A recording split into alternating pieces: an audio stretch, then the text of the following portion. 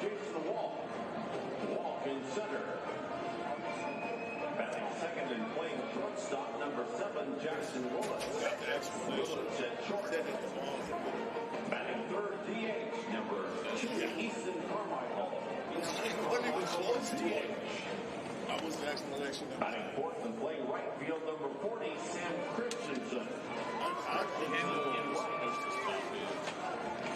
Kendall Rogers. Left field, number 20, Trey Gamble. Gamble in left. Batting sixth and playing second base, number 6, Kyle Branch. Branch at second. Batting seventh, catching number 22, Scott Butler. Butler the catcher. Batting eighth and playing first base, number 16, James Hockey. Hockey at first. Batting ninth and playing third base, number 5, Dawson Willis. Willis at third. Pitching for Oklahoma, number 25, Malachi Witherspoon. Witherspoon the pitcher. And the Sooners are coached by Skip Johnson. The Oklahoma Sooners.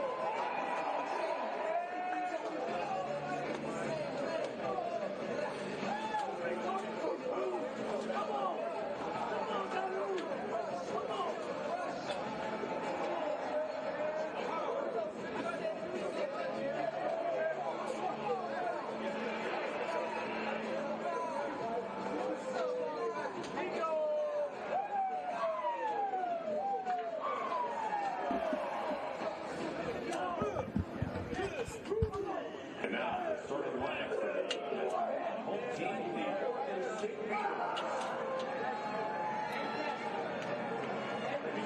Playing third base, number 44, Trent Carraway. Carraway at third.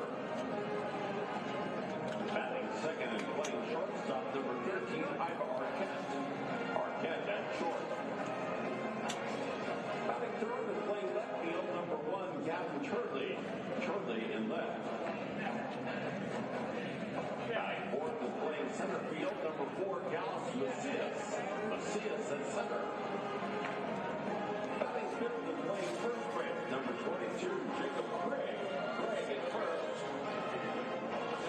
Batting sixth and catching, number 18, Wilson Weber. Weber the catcher.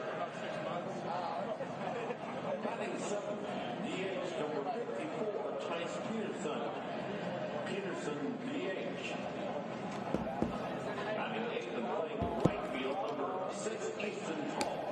Tall in right. And batting ninth and playing second base, number 7, AJ Singer. Singer at second. Pitching today for Oregon State, number 30, Dax Whitney. Whitney the pitcher.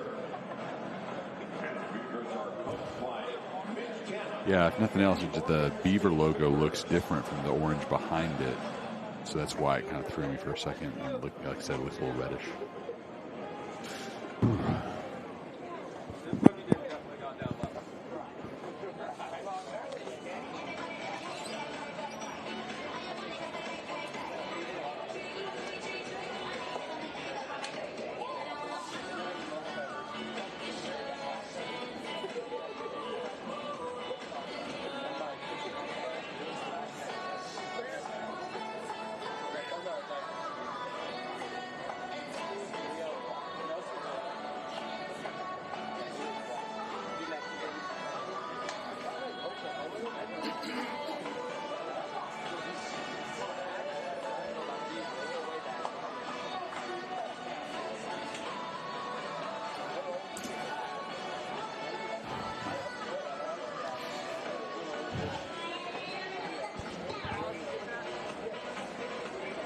me if I'm overselling it, but it sure feels like we're seeing two potential future big league aces in this one. These two starting pitchers. Yeah.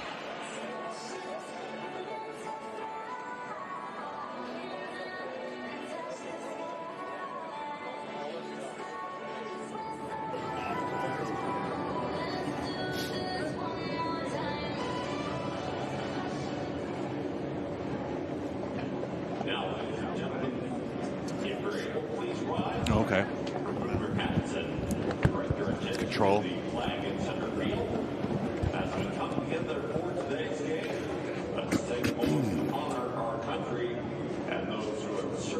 Still 8 minutes out, huh? Still got plenty of time. Tonight's national anthem. Thank you.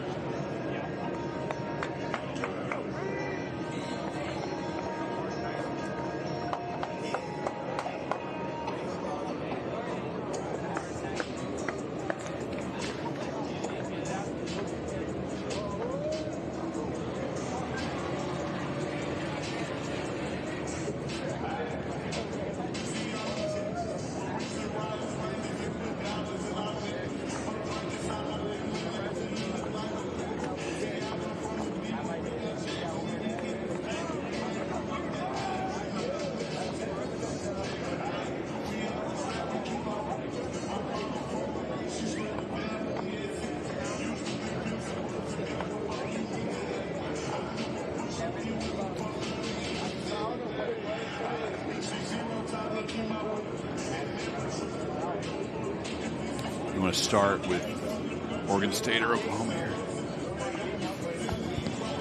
We can start with Oklahoma because they're the visitors. No. We're talking As far as our conversation, I'll stop. No, you're good. All right, umpires are heading down the line.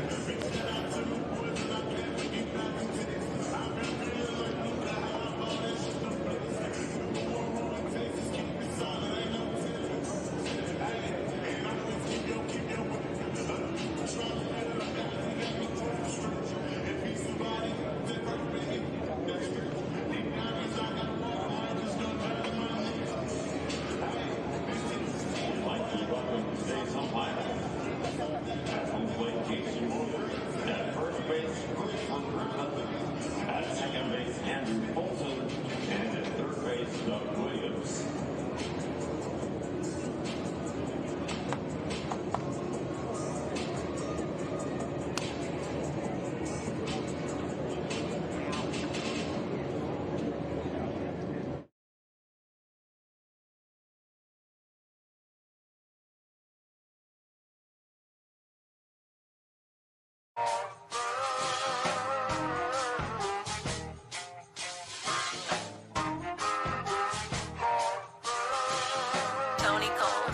Hey, safe to say I'm the biggest, the largest. Been stepping up since my mama stayed in them apartments. Regardless, my daddy told me keep the heat even when I'm in foreigns. I'm heartless, cause these niggas is hating on me just because I'm the biggest, the largest, the biggest, the largest. Been stepping up since my mama stayed in them apartments. Regardless, my daddy told me keep the heat even when I'm in foreigns.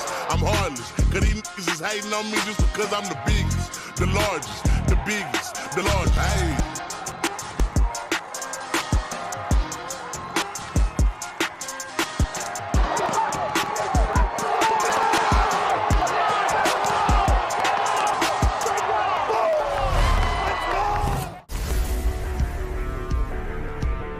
Entering today, only 42 undefeated teams remain in NCAA Division I baseball. 2 of them meet tonight at the Round Rock Classic. Oklahoma facing Oregon State. Alongside Mike Harge, I'm Chris Maikowski, and yesterday Oklahoma head coach Skip Johnson said he'd be hard-pressed to find a better played game in week 2 of the season than what he had yesterday as the Sooners beat Minnesota. Ultimately, the Sooners win thanks in large part to Kyson Witherspoon. Kyson Witherspoon was what you wanted to see on a Friday night starter, especially coming into the weekend where we weren't sure what we were going to see. Well, we got 12 strikeouts and a heck of a performance from the Sooners. And today we get his twin brother Malachi on the bump for Oklahoma. As for Oregon State, they had the first top 10 matchup of the season last night, and the Beavers beat the Virginia Cavaliers. They were impressive all the way around. It was death by a bunch of paper cuts because of the way that they kept scoring all those runs and getting those hits. Here's the Oklahoma starting 9 against Oregon State. Jackson Walk will get things started, the center fielder. Then at shortstop, Jackson Willits. Easton Carmichael is the DH. He has 2 home runs and 8 runs batted in already this year through only 4 games. Sam Christensen, the right fielder, hitting a team-leading .571, and its left fielder, Trey Gamble. The second baseman is a true freshman, Kyle Branch, and he has been outstanding thus far. Catcher, Scott Mudler. Then the first baseman is Dayton Taki. Third baseman, Dawson Willits, the reigning Defensive Player of the Year at the Division II level, plays third base for OU. Here are the men in blue for this one. Casey Moser will be calling balls and strikes. Christopher Griffith down the first base side. Andrew Fulton up the middle, and Doug Williams on the third base side tonight. Oregon State takes the field, the designated home team for Game 4 of the Round Rock Classic, and Dax Whitney will toe the rubber. Harji, this is a true freshman who has all of the right stuff, standing at 6'5", and he has lightning for an arm. Yeah, I was talking to a friend of mine who has seen him pitch in high school, and he said that this was going to be one of the most impressive pitchers that we're going to see all year, because one thing's for sure, he can rear back and let it go. Started on Saturday last weekend as Oregon State beat UNLV 16-0.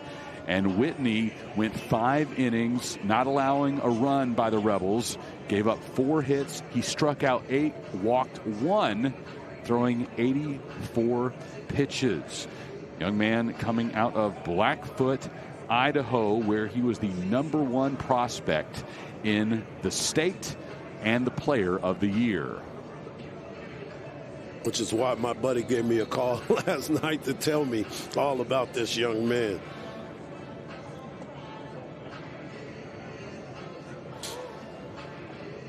On Dax Day, here is the defense that will back him up. Gavin Turley, Dallas Macias, and Easton Talt in the outfield. Infield from left to right features Trent Caraway, Iva Arquette, A.J. Singer, and Jacob Craig. Wilson Weber is the backstop for OSU. Led by Mitch Canham. 6th-year head coach of the Beavers. And on the other side, Skip Johnson, who's in his 8th season leading Oklahoma. Jason Walk will get things started, hitting .444 on the season. Last night against Minnesota, 1 for 4 with a run scored.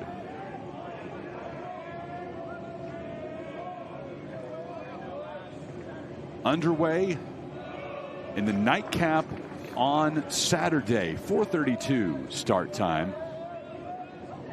I guess it shouldn't call it a nightcap when it starts before evening begins, but nonetheless, the second of 2 games on the day here at Dell Diamond. We got you. We got you. Walk lets that one pass. 94 miles per hour from Whitney, but fully expecting him to rear back and bring it harder than that.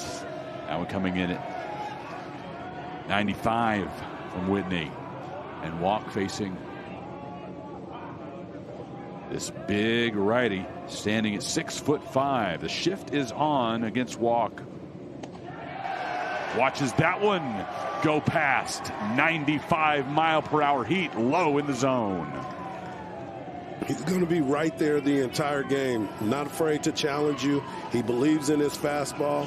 Lets it back, rears back and lets it go. Right down the middle, strike 3 looking.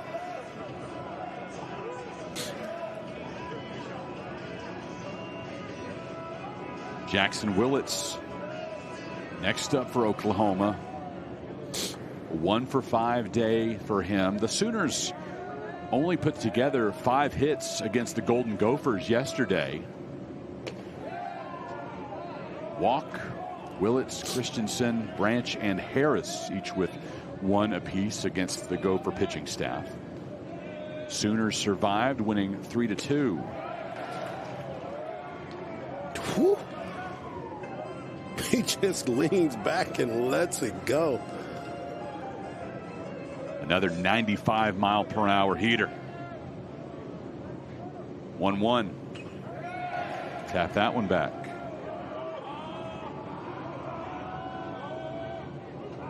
.5", 204. Big tall freshman that is the second man in the rotation. Going to get better and better as the year goes on. That one missing outside. As he learns how to pitch at this D1 level.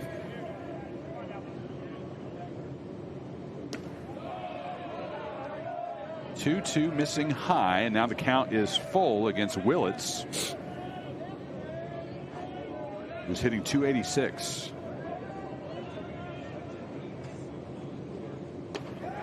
Got him swinging. 2 hitters faced and 2 strikeouts for Whitney. Really like to see young pitchers challenge guys early and not try to nitpick and pitch around, nibble on the corners. Just rear back and let's see what happens. Then you can start working your way into it once you get through the lineup for the first time. Another 95 mile per hour fastball from Whitney to retire Willits. Easton Carmichael first pitch swinging. That one up to 97. Just getting loose, coach. Just getting loose. Rearing back against this Golden Spikes Awards watch list student athlete.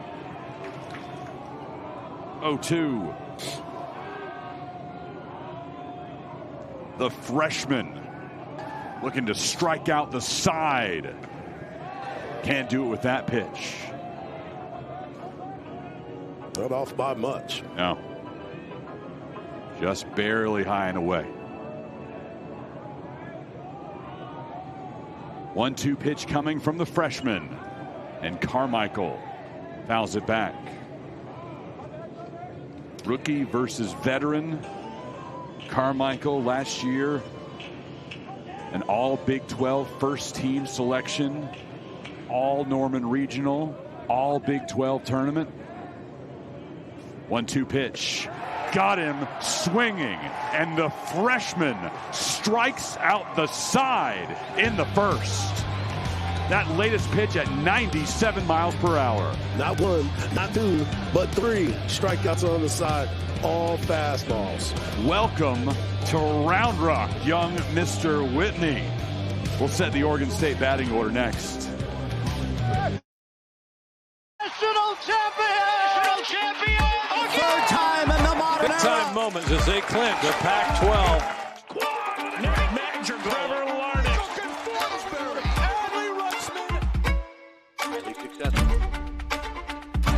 Look out, Omaha. Here come the Beavers once again.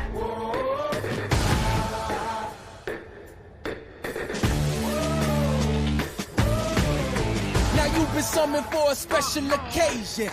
I stay ready cause destiny impatient. Changes, haven't seen changes. If you talking fire, then we speak the same language. Coming up, I'm coming up. Feel the rush, I feel the rush. If this ain't legendary, what you call it? I said if this ain't legendary, what you call it? Feel the vibe, I feel the vibe. Extra live, I'm extra live. And I don't need improvement. Fell asleep, but man woke up superhuman.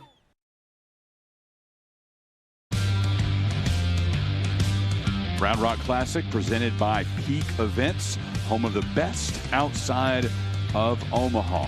When you're talking about the Round Rock Classic, use the hashtag best outside of Omaha and also follow Peak Events on all those social media platforms. The handle is peak.events. Spell out peak, D-O-T, events.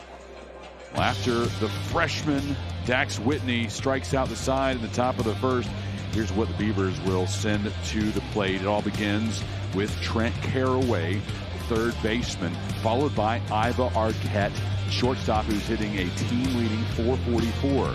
Left fielder Gavin Turley. The center fielder batting cleanup is Dallas Macias. First baseman Jacob Craig has 3 homers and 10 runs batted in already this season through 5 games. Wilson Weber is the catcher. DH Tice Peterson.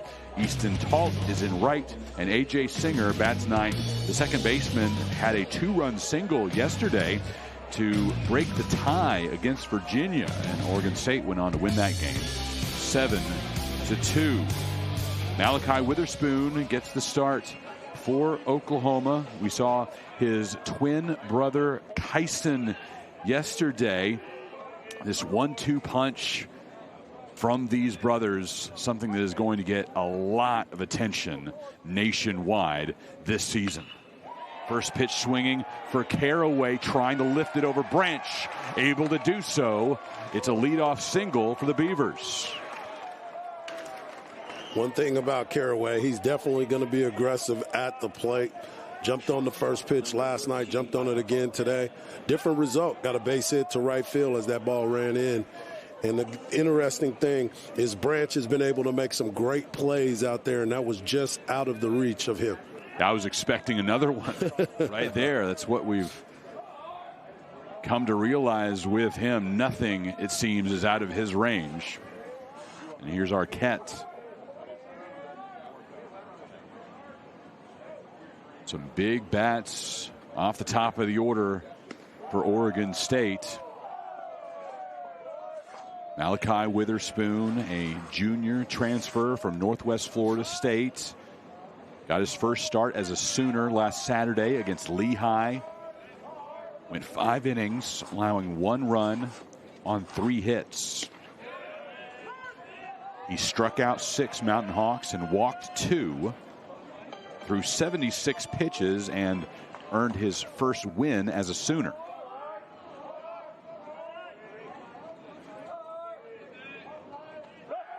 Checking back Caraway. We have 2 flame-throwing pitchers. The first 2 pitches by Witherspoon, 95 and 97 to Arquette. 1-1 coming. The cutter at 90 gets away from Mudler. It's a pass ball. It allows Caraway to move up to second. Yeah, he's had a tough time early catching him, as he had the first pitch looked a little, tied him up a little bit, and then that cutter right there backed up on him. Nice looking pitch. If he catches that, that's a strike because it was right down the middle. 2 balls and a strike to Arquette. Into right. Christensen backing up at the wall. And out of here. Iva Arquette delivering his second home run of the season. The Beavers take a 2-0 lead. We talked about his power and his short, quick swing at home plate. He got the barrel through there. Ball just barely gets over. We've seen some balls go way deep, and then we've seen them just barely get over, and that one right there just got above that line in right field.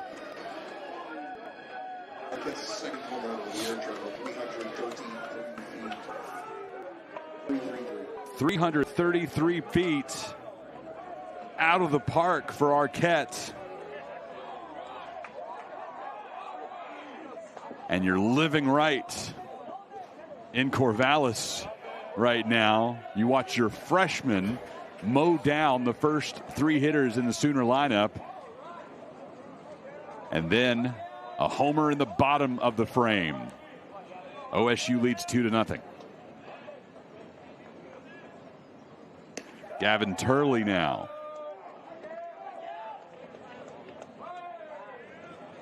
You know, and that changes the whole at bat on the missed pitch before, because now instead of having 2 strikes, he's sitting 2-1, gets a fastball and drives it out to right field. Arquette hit 17 home runs last season. Check myself there. 17 home runs over the course of 2 seasons with the Washington Huskies. Transferred to Oregon State. Out of high school was an 18th round selection by the Diamondbacks. Decided to go the college route. And now coming through big time for the Beavers here in Round Rock. The 1-2 pitch to Turley popped up. Here comes Christensen as he strides on to the warning track along the wall in right. Makes the catch. First out of the bottom of the first. I want to keep an eye on Casey Moser behind the plate. Got a foul ball off of his hand earlier. And he's still looking at his hand right now.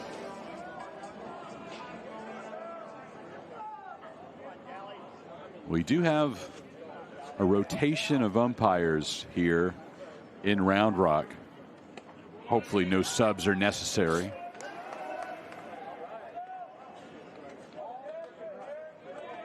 Here's Dallas Macias.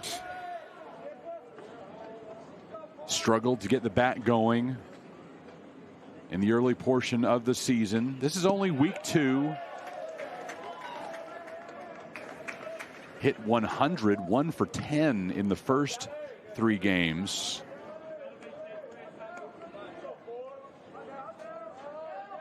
And then sat on Monday in the finale in surprise. Returned to the lineup last night, went 1 for 3 against Virginia.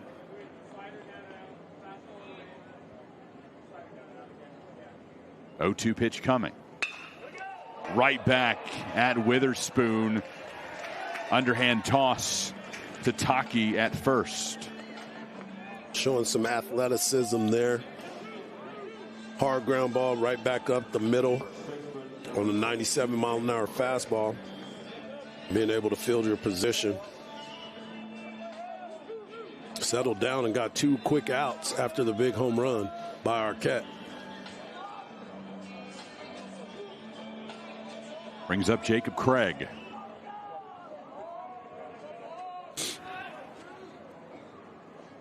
2 for 5 yesterday. Opening weekend as the Beavers made their annual pilgrimage to surprise Arizona. Craig had 3 home runs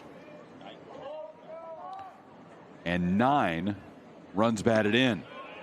Added 1 more yesterday. Big man with some power. Fills out that batter's box. Strong base. Missing away. Both of these teams hope to have one more game under their belts before the Round Rock Classic began. They were both canceled due to weather.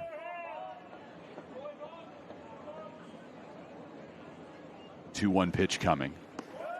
Oklahoma was scheduled to play UT Arlington at Globe Life Field, the home of the Rangers. So you think games wouldn't get canceled there due to weather. Right. Close the roof. But apparently the Rangers had concerns with being able to properly staff the game given the winter weather conditions in Dallas-Fort Worth earlier this week, as Jacob Craig takes a free base.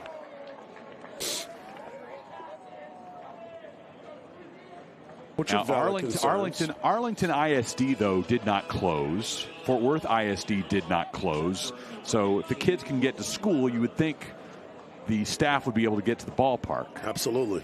So I think the Sooners are frustrated, and reasonably so, that that game was canceled earlier this week. Technically postponed. They hope to get it in later. There is a midweek game for OU at Dallas Baptist on a Tuesday where both UT Arlington and OU have an open date the next day. So may be able to get that one in on a trip down to DFW. Oregon State was supposed to play Houston here in Round Rock on Wednesday. That game was canceled as Wilson Weber swings through that pitch. Again, winter weather concerns, a bit too chilly, but the Beavers did practice on this field around the same time that game was supposed to be played on Wednesday afternoon. So Oregon State was ready, able. They wanted to play the game, but you got to have two teams agree.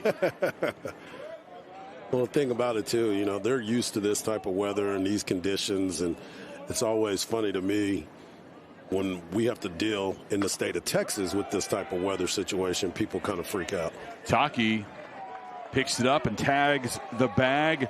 Oregon State starts with a homer in the bottom of the first inning from Iva Arquette. 2-0 Beavers.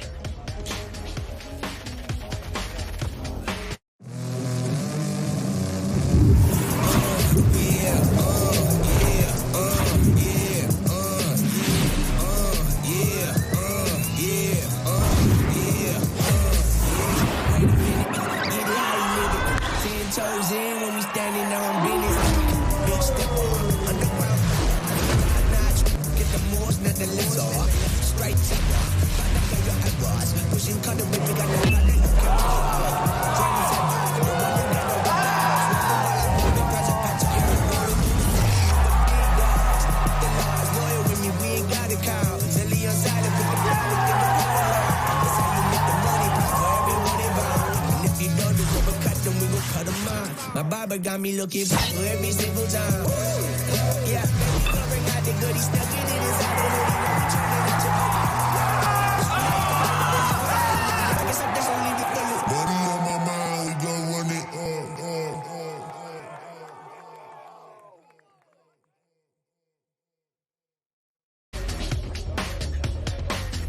The Round Rock Classic available exclusively on D1Baseball.com. No one covers college baseball like D1 Baseball. Covering every game from coast to coast, D1 Baseball is the resource that no college baseball fan can be without. Oregon State up 2-0 on Oklahoma after a 2-run homer by Iva Arquette in the bottom of the first. Here's what Dax Whitney did in the top half of the first inning. Jason Walk goes down looking. Jackson Willits up next. He goes down swinging, as does Easton Carmichael. 3 up, 3 down. The true freshman with 3 Ks against the Sooners. Yeah, very impressive start to that. Now let's see if he can come back with something else.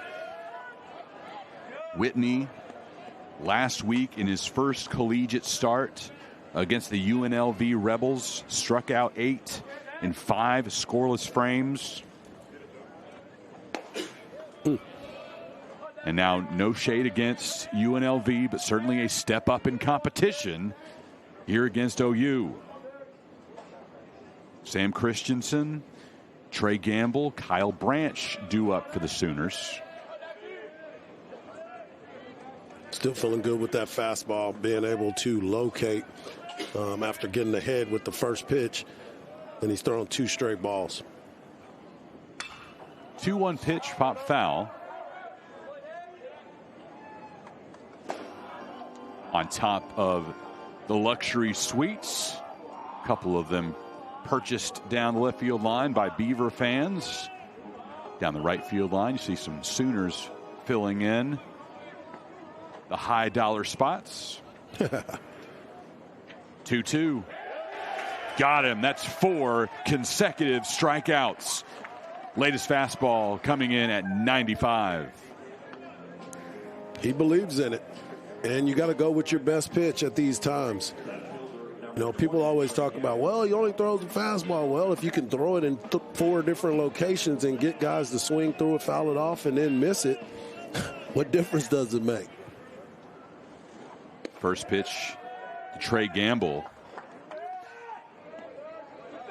On every Oregon State player's biography on the Beaver website, they state why they chose to come to Oregon State. It'll be the first time that Whitney does not strike a Sooner out. Instead, it is a ground out by Gamble to the shortstop Arquette. But, you know, it's typically, it feels like family. This feels like home to me. Dax Whitney gave the ultimate response for a college baseball player. Chose Oregon State because, quote, I want to win a national championship. Like the way this kid thinks. And he can be a part of that as he's getting the start on a Saturday.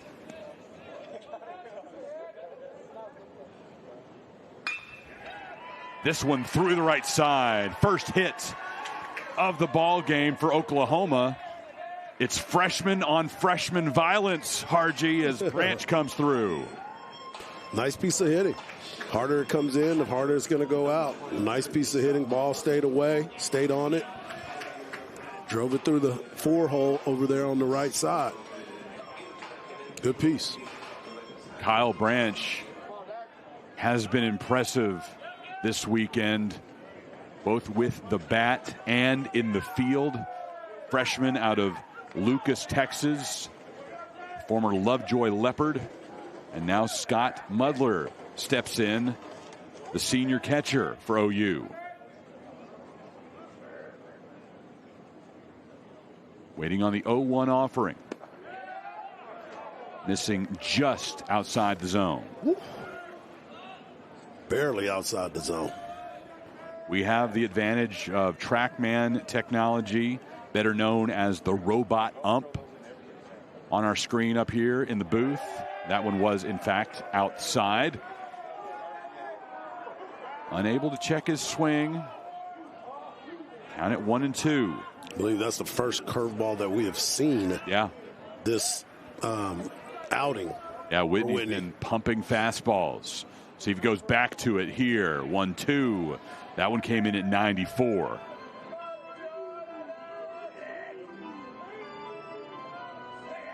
Scott Mudler, part of OU for the past 2 seasons. Named the all-tournament team in Norman last year.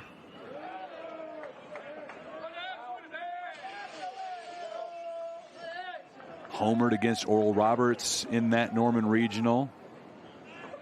Had a couple of RBIs in a win over UConn.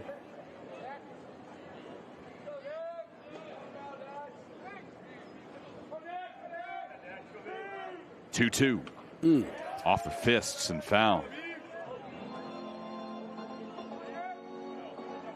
Seen that a couple times, couple sliders that have run in on people's hands that looks like it was going to hit them, but they foul it straight back.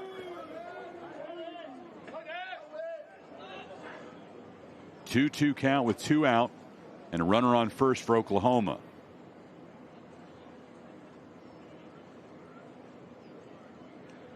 Mudler tips that one back into the glove of Weber.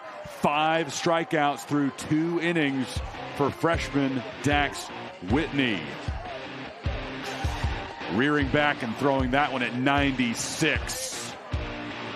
2-0 Beavers through 1.5.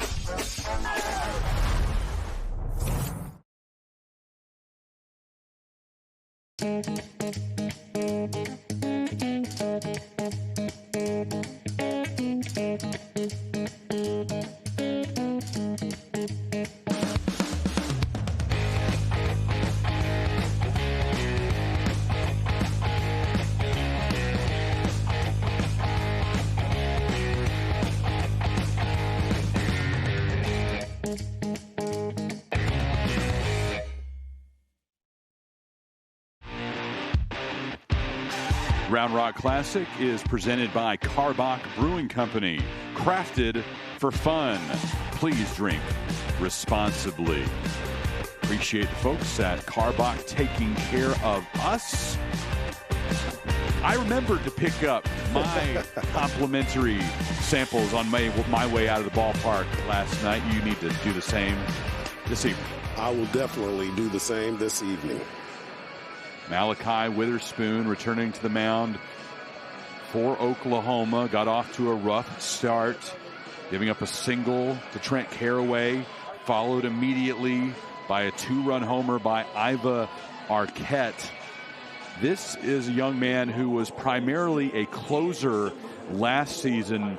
Harji, what's the biggest issue when somebody moves from that into a starting spot? Well, it's just being able to get yourself ready to go and being able to be consistent for a long period of time. Most of the time when you're closing, you're not going to be out there but for a couple of innings at the most. Well, now you want to at least try to go as many innings as you possibly can, stretching yourself out to the 5th or 6th inning, getting your pitch count up.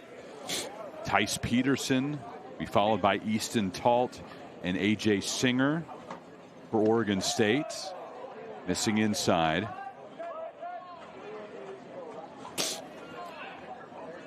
The first of 2 weekends in Texas for the Beavers. They'll be up in Arlington next weekend at Globe Life Field, home of the Texas Rangers Big League Ball Club, after playing this weekend at the Rangers AAA affiliate home. This is where the Round Rock Express play. 2-0 pitch, fouled back.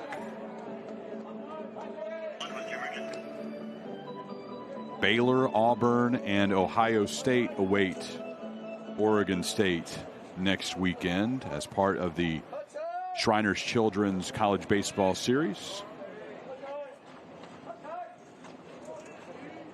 2-1 pitch coming to Peterson. Into the glove of Mudler, able to stay alive. Did not hold on.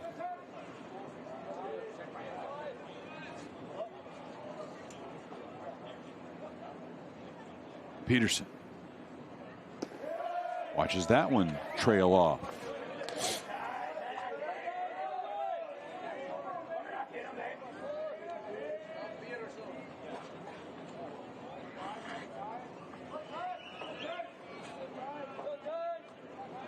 Full count to Peterson as he leads off the second for Oregon State.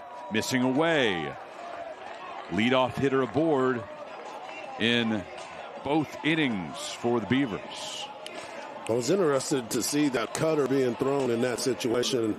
He's got enough life on that fastball that I would have wanted to see him throw and challenge him at the plate with the fastball. Here's Easton Talt. 2 for 3 last night with a pair of runs scored. And Harji, you wondered aloud on how Easton got the name, assuming that it was because his parents are both baseball nuts. Have to be, right? Like if you start thinking about, I've never seen an Easton without some kind of baseball reference to it. So on Twitter, I threw that out, reach out to one of us if you know the story. So don't take this as gospel. Haven't been able to verify, but we're going to trust at Light But Heavy Dough. Put him on blast, huh? No, I'm saying if it's right, it's great information. But if it's wrong, I'm just going to say we are going to put trust in our viewers. Okay, all right, I like it. And why would he steer us wrong? As Oklahoma needs a mound visit here with Witherspoon giving up a couple of balls to Talt after walking Peterson. As far as Easton's name, his dad loved the name off the bats, and his mom had a family member whose middle name was Easton, so that got her on board. That's the story. Okay. But Light But Heavy Dough also complimenting the way we refer to the robot ump, loves that. Okay. So we did something good in both aspects of it. We got a response on the name, but then we also got a response on the fact that the robot umpire is very visual to us, but not to everyone else. We're calling out when umps are right or wrong, absolutely, according to the robot ump, and I think people appreciate that. And I think that's across the board. I dig it. Talt waiting on the pitch from Witherspoon. Here it comes. Showed bunt and pulled back. A strike called against Easton. But appreciate hearing from viewers as long as you're nice to us. Now, don't go sending me messages about when I mess up. I'm not perfect. 2-1. We do our best. Absolutely. Under these adverse conditions, we are cold.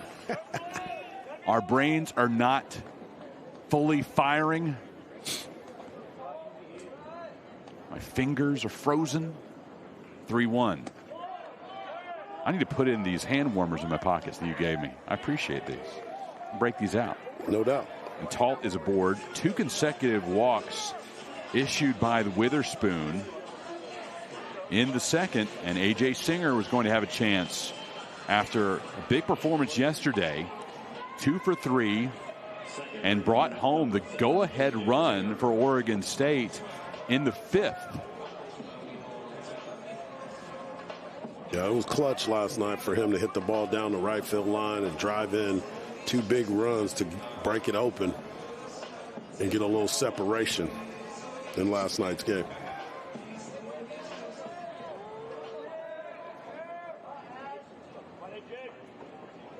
This is the type of environment that a closer usually thrives on. Men on base, big situation, bear down. And Witherspoon had that closer mentality all of last season, moved into the weekend rotation this year. And it's unique when you have your brother starting one day and then you starting the next day. Singer shows bunt and pulls back.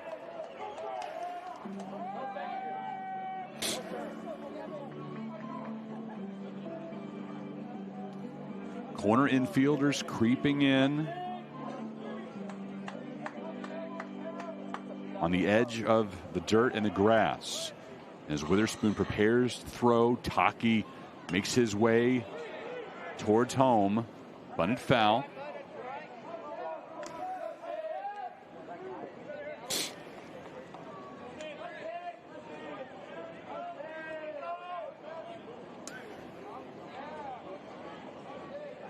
Mitch Canham, head coach of Oregon State, telling us after the game yesterday how much he loved the energy that his team showed in that game against Virginia.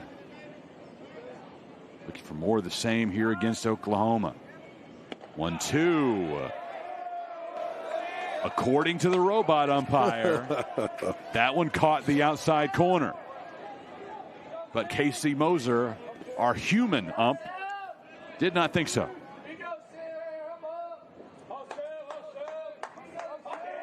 1-2 coming from Witherspoon. Singer fouls it back. I'm just shocked that Singer took that ball that was that close in that situation.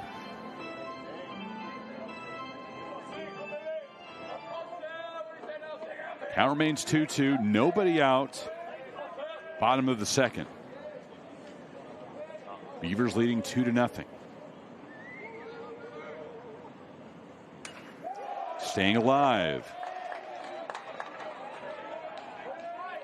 It's that self-defense swing right there where most of the time those guys can get that ball over the first baseman's head or into that spot out there and probably drive in a couple more runs.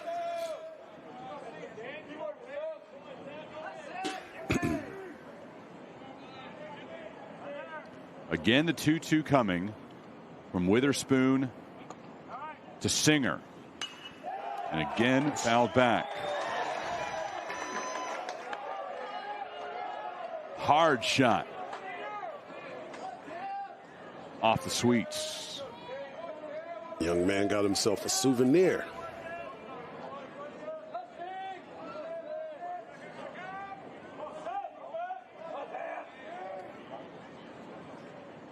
Another 2-2 offering coming from Witherspoon. Staying alive. Singer.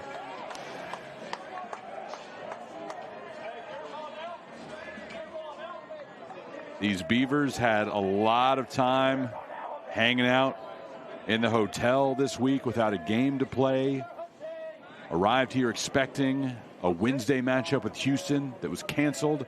Had to wait all the way until Friday night to get back against an opponent. Buckled his knees with an 81-mile-per-hour curveball. A.J. Singer heading back to the bench. It's a big-time pitch right there in that situation. Singer has been battling, fouling off balls, spoiling each pitch. And then for Witherspoon to come back with a curveball at 81 miles an hour, dropped it right over the heart of the plate. And you said it, he buckled him. He wasn't expecting to see it because he hadn't seen it yet. First strikeout of the day for Malachi Witherspoon. Back to the top of the Oregon State order. And Caraway. He singled in the first, advanced to second on a pass ball, and then scored on a home run by Iva Arquette.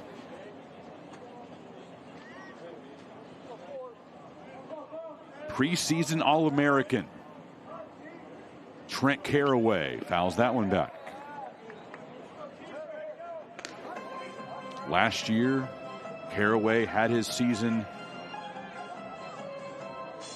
nearly come to a close. A broken finger in mid-March, able to return just in time for the postseason. The Corvallis Regional into right. Caraway watches that one trail off and go foul.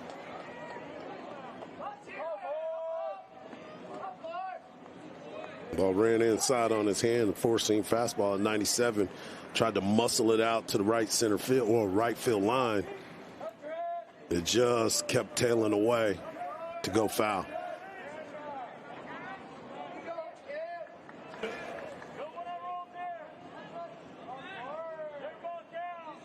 A ball and 2 strikes with 1 out. 2 runners on for the Beavers.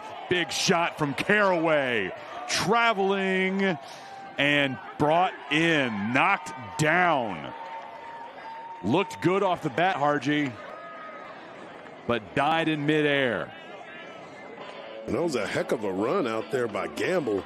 He was playing more towards left center field, but was able to run it down. Looked like he might have got that off the end, but he made one heck of a run to get over there and track that down to make sure that nobody got any further. I've been impressed with the outfield play from all teams.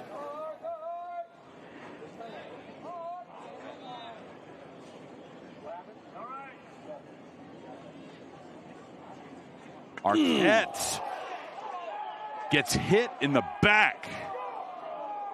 Did that one travel up to his helmet? Yeah, that's the noise I heard up here. It was curveball though. Just kind of backed up on him and just kept running in.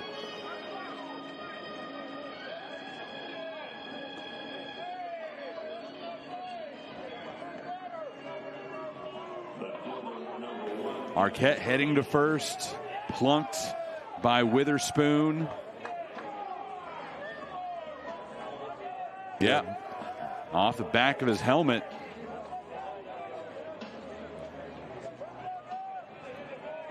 Bases full of Beavers for Gavin Turley.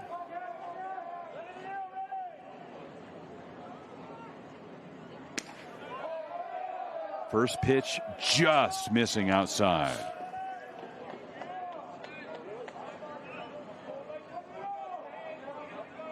Starting to get loose. That was 96 mile an hour fastball. Pressure situation, as you talked about, relieving.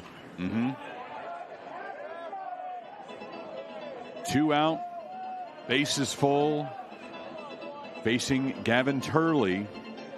1 home run this season, but you look back to last year, and he had 19, the 3rd most in a single season in Beaver baseball history.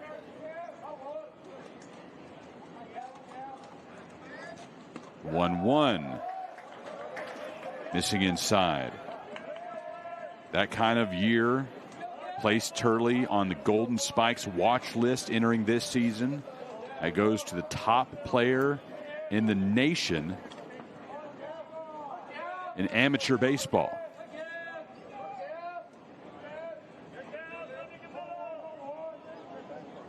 Two one.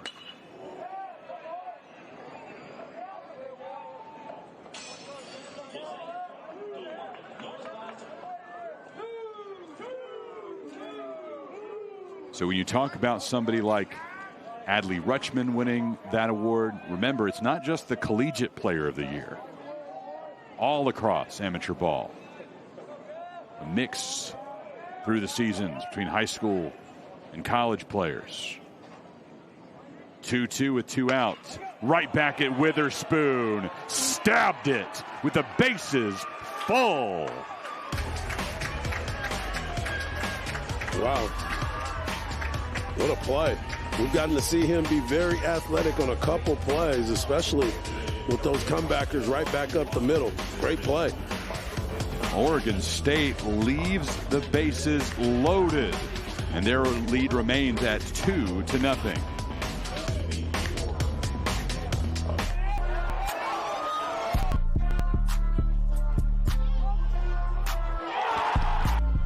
Ran up by the Lux when that's up the highest metric. The city just made it sweet, you could diabetic. They mouths were full of deceit, let these cowards tell it. Walking New Orleans with the etiquette, the LA yelling. Second bad, but somebody gotta do it. Got my foot up on the gas, but somebody gotta do it.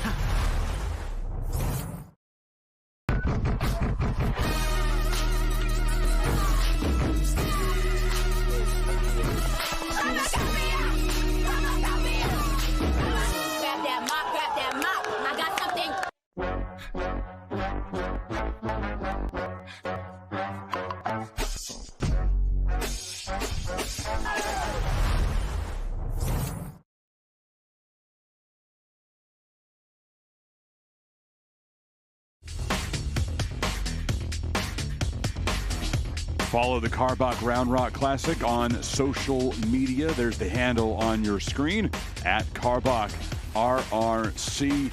Also visit the website, KarbachRRC.com. On Sunday, we will reveal the field for the 2026 Round Rock Classic. Information will be on the website and social media as well. Always enjoy that conversation to wrap up the week with the folks from Peak Events, because we enjoy it so much, we're already looking forward to next year. Have not enjoyed the weather as much as we would like this season. Feels like 36 right now, but it was worse yesterday, so we are on an upward trajectory. Absolutely. For sure. Absolutely.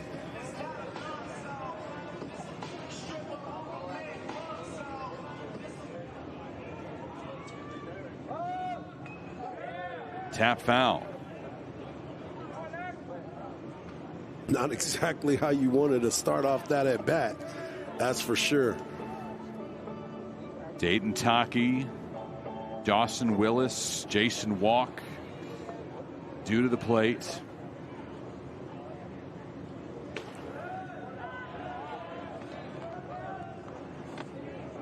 Especially when you got a gentleman that is rearing back and letting it go and spotting that fastball pretty doggone good right now.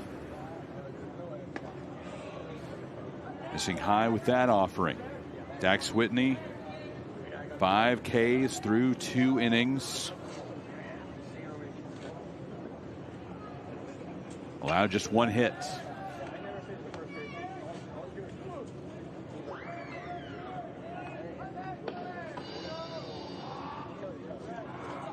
Taki yesterday for Oklahoma, 0 for 4. Watch that one go in the dirt. A rare curveball from Whitney. It dropped 16 inches. Wow. Good bite to that thing. 1-2.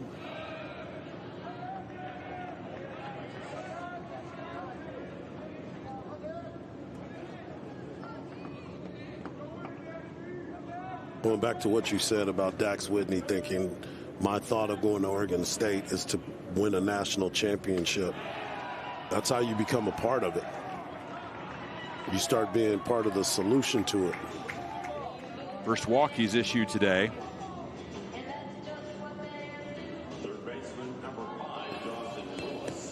Only the second walk of the season for Whitney, as he allowed 1 last week against UNLV. Now the 9-hole hitter, Dawson Willis.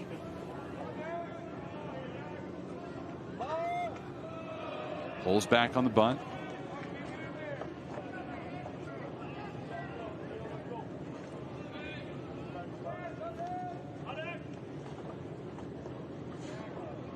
Transfer from LSU Eunice. Swings through that pitch. 92-mile-per-hour four-seamer. As I said before with the fastball, it's not a lot about how hard you throw it. It's the location in which you are starting to mix it up with.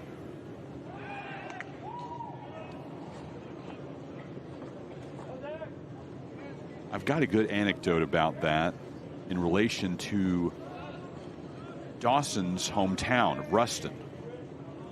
1-1 pitch missing away. So back in the day when I was a local sportscaster, I was in the Ruston Monroe market for 4 years. 2-1 pitch coming to Willis.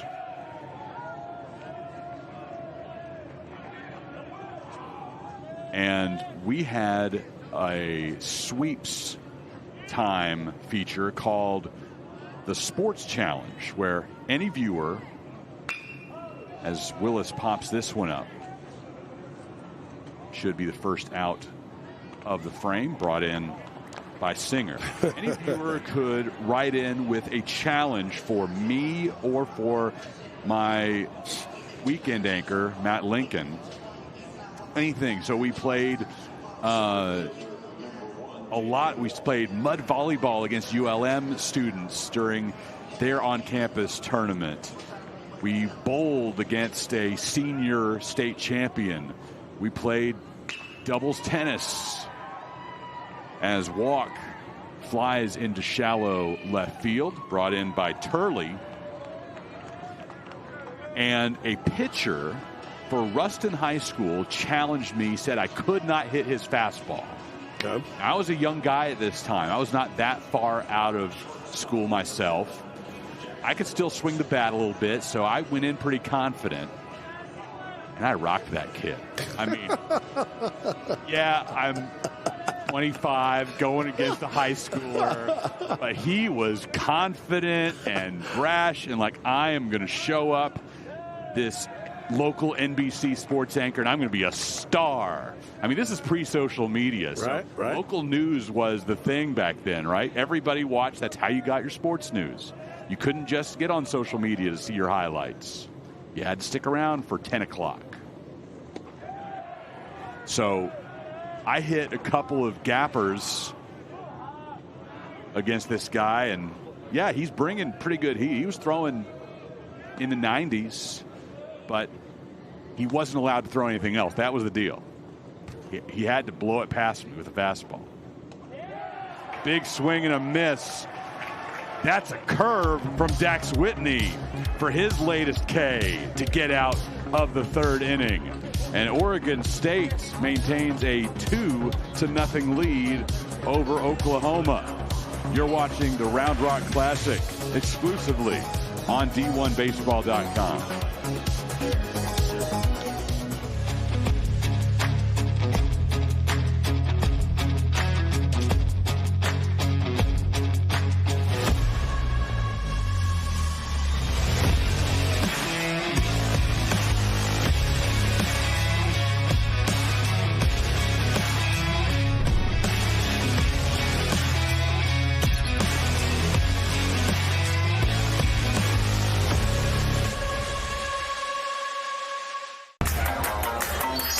Face. What triggers this unique expression?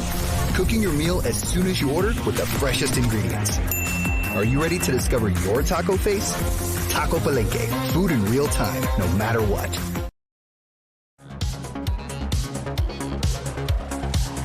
Minor league fun during this college tournament here at the home of the AAA Round Rock Express.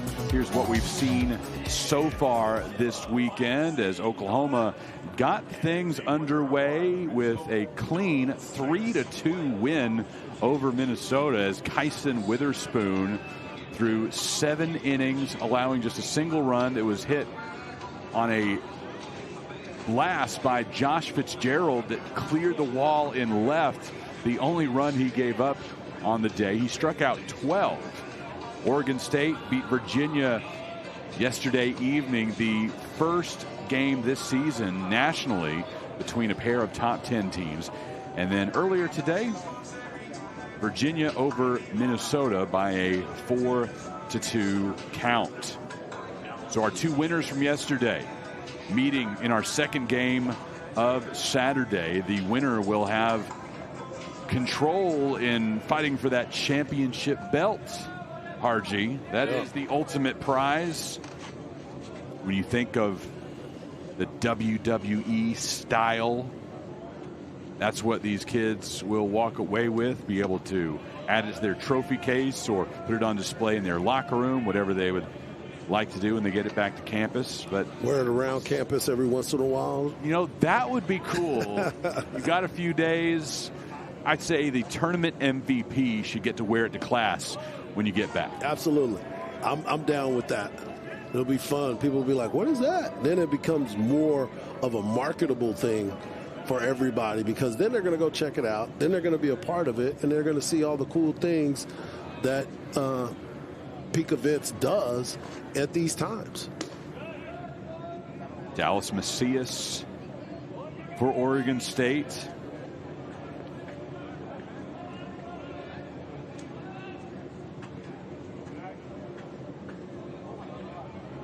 Last inning ended on a liner that Witherspoon was able to stab, and the Beavers left the bases loaded. They've left 4 men on base through 2.5 innings.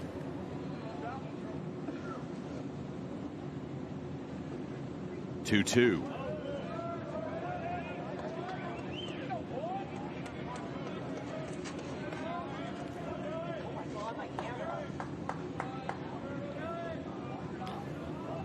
Macias grounded out right back to the pitcher's mound in his first attempt. Now takes a free pass. Third walk issued today by Malachi Witherspoon. Just seems like he's pulling over to the glove side, really dominant right now. Needs to get back to the arm side to be able to get the pitch that he wants and making sure that he finds his location a little bit better. Just pulling that front side a little bit.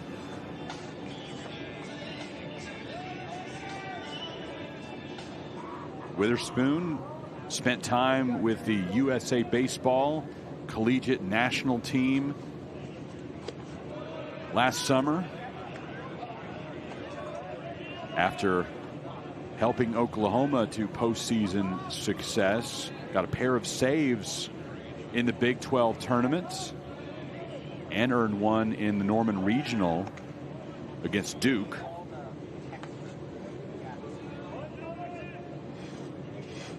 Now a 1-2 punch with his twin brother in the weekend rotation for the Sooners. How cool is that?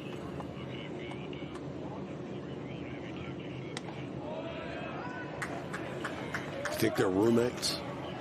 Good question.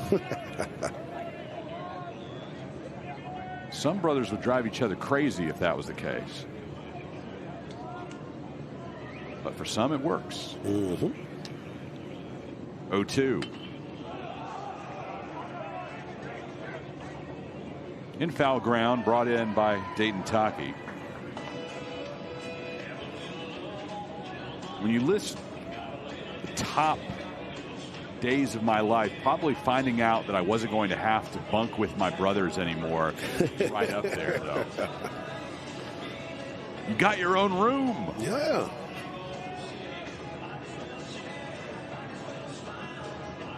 I guess that would be pretty cool. Here's Wilson Weber.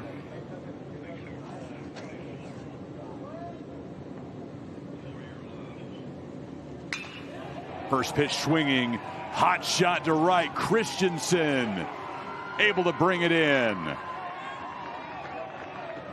Weber hit a rocket, but Christensen able to track it down. Yeah, it's one of those balls that were hit. Right-handed batter hitting it to the right side for the right fielder, and it kept slicing away from him. So he had to turn and make a big effort to go get that ball because it just looked like it just kept running away from him. He had to turn the opposite direction and get there. He had a chance to get back at first, but he was more like, I'm just glad I caught this one. Here's Tice Peterson.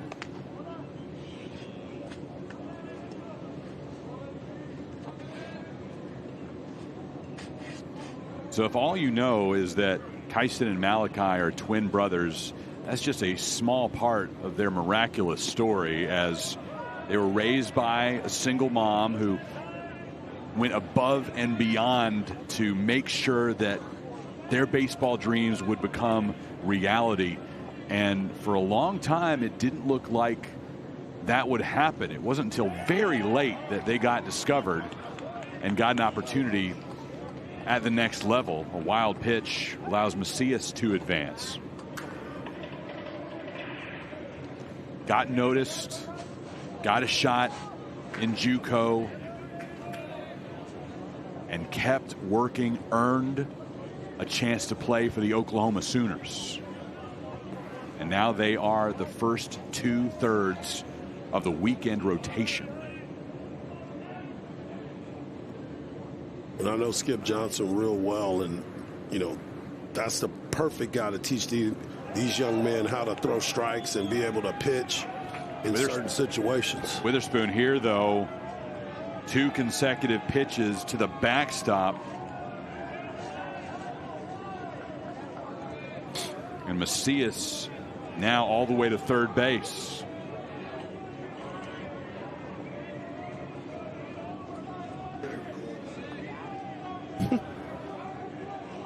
If you hear that voice in the background, that's our official scorer, Larry Little. He's not exactly buttoned down, straight-laced. A little color to his descriptions. Anything but boring.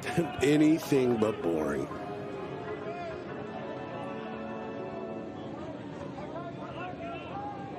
That's his version of Bob Uecker's. Just a bit outside. 2-2 with 2 outs.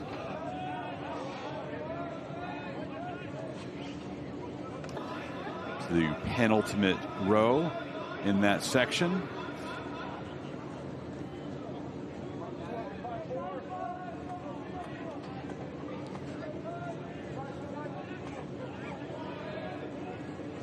Again, the 2-2 pitch coming to Peterson with 2 out and a man on third. Witherspoon recovers from 2 straight wild pitches and throws one in the zone to retire Peterson. Hard for some guys to settle down. But Harji, he was able to step up. That's what it's all about right there. 1 pitch away every single time, and boom, there it is right there. Breaking ball, strike 3. Beavers leave a man on 3. Their lead remains at 2-0.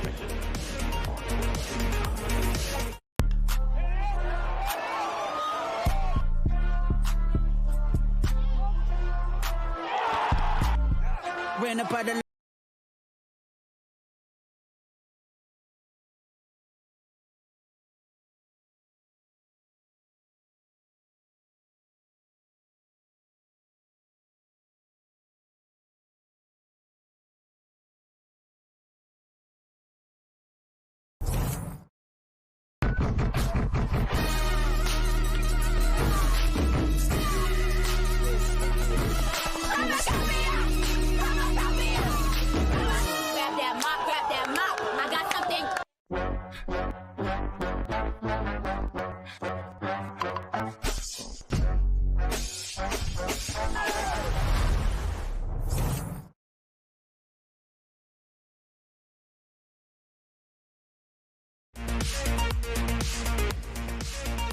Round Rock is the sports capital of Texas, and the Round Rock Convention and Visitors Bureau is proud to bring you the Round Rock Classic. 6th annual event from Dell Diamond. Chris Mykowski with Mike Harge at the home of the Rangers AAA affiliate. A great group of fans from all 4 schools making their way here to Central Texas. If you check the Round Rock Classic Instagram account, you'll see a reel that was posted today that talked to a bunch of fans about how far they traveled, and very few of the Beaver fans are going to be beat in that category, coming a long distance. Easton Carmichael wears the first pitch of the inning from Whitney. I think that is the winner by default. If you start thinking about that. Where did you come from? Oregon State. Okie dokie. You're the winner. I was trying to think if there was a single international player on any of these rosters, and maybe there'd be a tie-in that would beat folks. Arquette from Hawaii. Well, there you go. Well, not international. Got you. Yeah, but that counts enough. If he has right. family here that came over from the islands, they would be the winner. Absolutely. That's the important part about that right there when you start to think about it. So you start looking at the families, where they're from, and then the travel. Sam Christensen. Throw over to first. Unable to get Carmichael. If you are watching from Hawaii today, very jealous. It's been rainy and chilly here in Round Rock. At least from my experience in Hawaii, it's paradise every day. And they would tell you the same, my friend. They would tell you the same. Some, though, don't want you to stay. I remember seeing some signs around Maui. Welcome to Maui. Now leave. 1-2. In the infield, there is the aforementioned Arquette. Brings it in. I'd say 99 out of 100 are friendly. Some prefer this tourist not be hanging around. Exactly. Like you said, it's a great place to visit. Please don't stay. My Powerball numbers hit. And I'm there for at least a few months. Well, I thought you would probably want to go on the trips. No, that too. Barbados, Antigua. Yes. And back to Maui. I guess at that point, you can go wherever you want if your Powerball number hits. Very true. Got the winning number in my glove compartment right now. Next drawing tonight. I mean, I've been playing for years. 7 years, I think. Won a couple dollars here and there. Oh, yep. Definitely more dollars in the loss column than the win column, though. Check over to first. Nearly had Carmichael.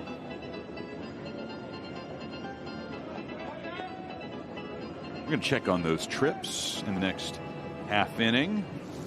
Silent auction continues on RoundRockClassic.net to benefit the Cystic Fibrosis Foundation. I end up having to purchase one of those outright. One of them has already been purchased outright. The buy it now price for one of the Antigua getaways. You look down on the right hand side, there's a lot number for each of these. There's 100, there's 101, and then it skips to 103. One of those Antigua trips is already gone. 2-1. Ripped past Craig at first base. Down the line. Carmichael into third. Stop sign goes up. A double for Gamble. What a shot. The ball was smoked. Got a 93-mile-an-hour fastball, middle in, just dropped the barrel on that. They did a good job of cutting it off before it got to the wall, or else Carmichael would have been able to score on that one. And for the first time today, Dax Whitney facing some adversity. The freshman sees two Sooners in scoring position and one out.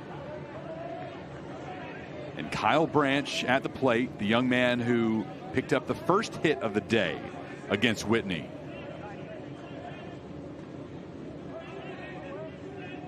(1-0). Missing on the slider.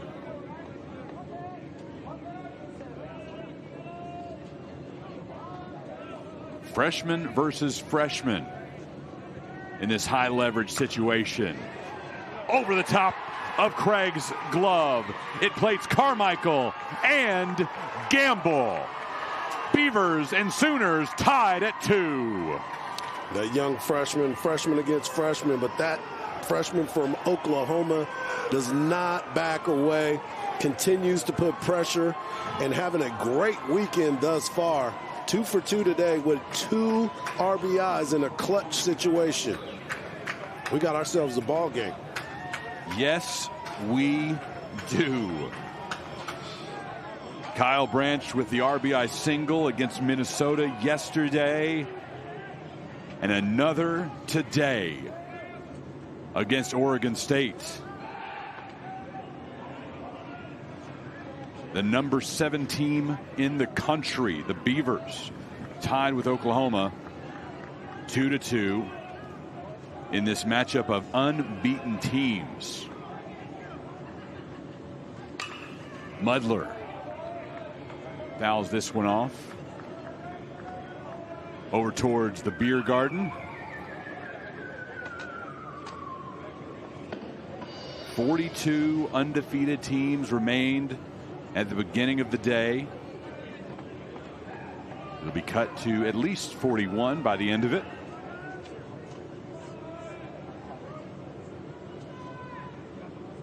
0-1. Big shot to right from Mudler, backtracking against the wall and in to the Oklahoma bullpen. Scott Mudler delivering a 370-foot blast. And Oklahoma takes the lead. It's 4-2. When he spoke of him well. He got a fastball up, 90-mile-an-hour fastball, and he took it out 107 miles per hour off the bat and hit the back of the berm. Hey, this bud's for you. Boomer, Sooner, 4-2 Oklahoma.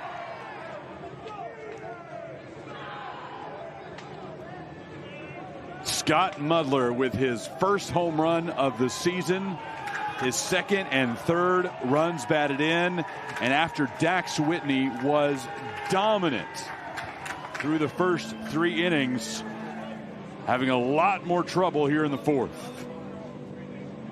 Yeah, we talked about the fastball and the life that he had on the fastball and location. Well, in those fastball situations, he's been missing his spots. He caught the fastball up high on that one. The other one for Branch, he just hit that off the end of the bat, but he found a spot where he can drive in those runs. Now he just needs to take a deep breath, regroup, start working on spotting up his fastball, but also mixing in another breaking ball. Because he's had one. He threw a great curveball earlier. Just got to be able to spot that as well. And I'm relying on the TrackMan data, which gave us 370. It was certainly longer than that. I shouldn't trust computers anymore. 370 would be if it just cleared the wall. That was, like you said, on the back side of the bullpen. Yeah, he smoked that ball.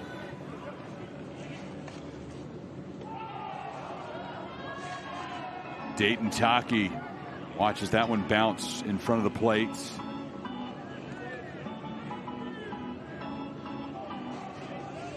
Taki walked in the third.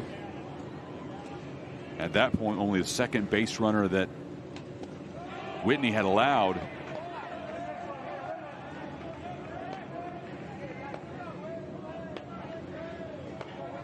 We got some people working in the bullpen trying to get loose, double-barreled out there.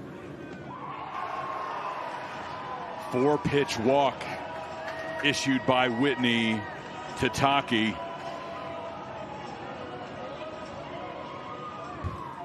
Sooner fans are loving it. After those first couple of innings, Harji, I'm sure those same OU fans were looking at each other like, we might not be able to touch this kid tonight. Off the glove of Weber, and Taki is into second without a throw. Wild pitch by Whitney. That's pass ball, excuse me, corrected by Larry Little, our official scorer. Yeah, he's got to make sure he catches that.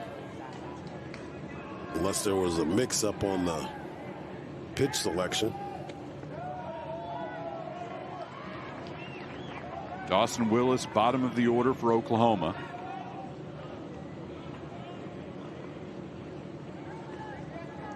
Still looking for his first hit of the Classic. 0 for 2 yesterday, 0 for 1 in this ball game as he popped out to the second baseman for the first out of the third inning.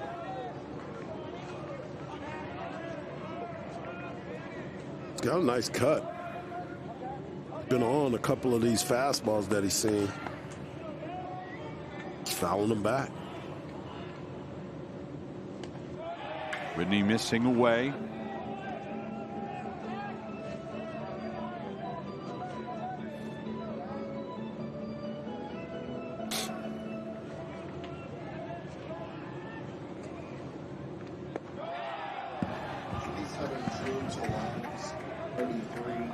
Willis last year at LSU Eunice, 7 home runs and 52 runs batted in.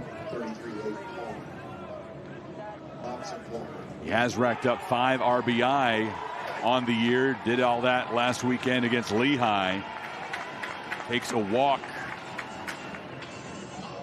Runners on first and second. 1 out for OU.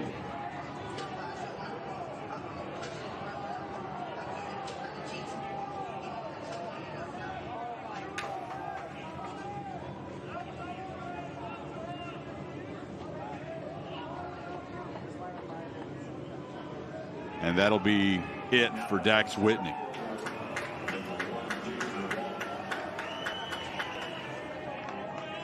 I was wondering what he was doing. It looked like he was waiting a little bit to see if he was going to be able to finish it out.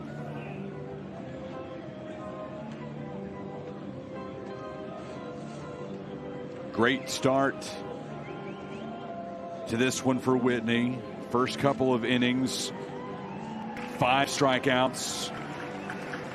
Added 1 more in the third, but here in the fourth, he's given up 4 runs.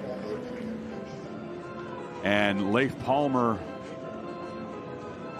will be the new pitcher for Oregon State. We'll tell you about him in just a moment.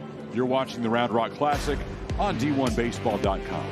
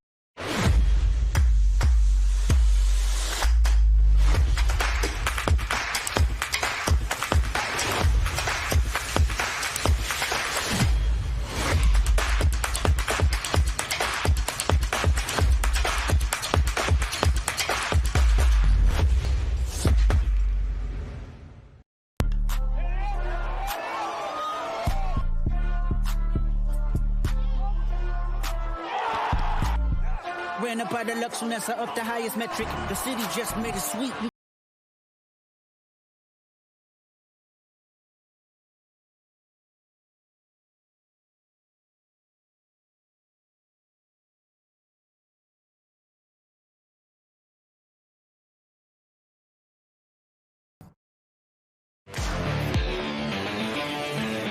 6'6" righty Leif Palmer, the new pitcher for Oregon State, making his second appearance of the season. The first came last Sunday against Indiana. Went 1 1/3. Scoreless, hitless baseball, striking out 2 Hoosiers and walking 1. Oklahoma with a win yesterday over Minnesota and has got the bats going here in the fourth against Oregon State. Take a look at that performance yesterday against the Golden Gophers for the Sooners. Harji, and Kyson Witherspoon was the biggest story of the day, striking out 12. Yeah, he was delivering from all angles, life on the fastball, delivering his breaking ball. Found out that he added a curveball in during this sequence. So it was impressive to watch him go after it. He had some high leverage situations. But there's our guy, Kyle Branch, with another base hit, driving in the run. The freshman getting the job done in the fourth for OU to score the first of their 3 runs. A 3-2 victory over the Golden Gophers. And now leading Oregon State 4-2 in this battle of unbeaten teams. Oklahoma 4-0. Oregon State 5-0. Top of the Sooner order for Jason Walk.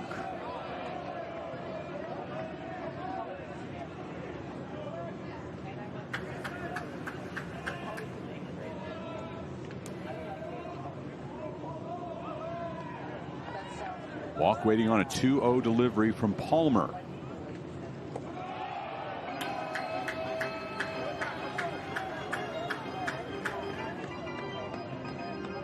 Palmer last year limited action for the Beavers, pitched in just 6 games. at a 14.29 ERA.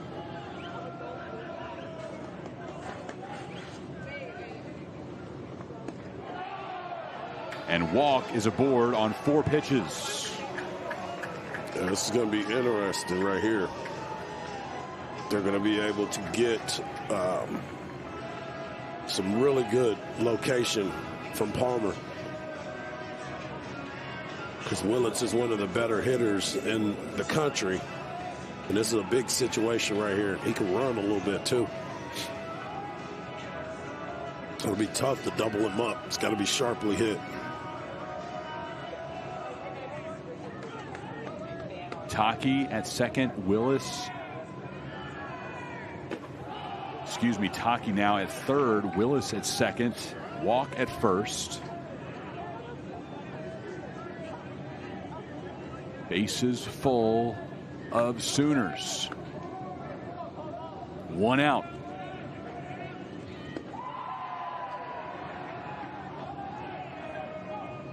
Palmer just can't find the zone. At all. At all. Brief conversation here with Trent Carraway, Wilson Weber coming to join the party. Try to calm down this young man.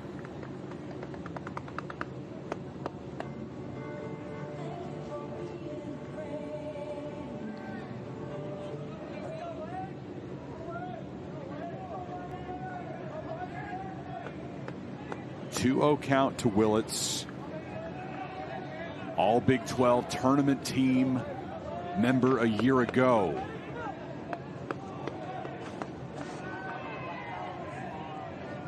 Two-0 pitch, finally in the strike zone. 92-mile-per-hour fastball. It was a good conversation that was had right there to be able to get that fastball across. Willits struck out in his first 2 plate appearances today. And now Palmer in danger of walking home a run with the count 3-1.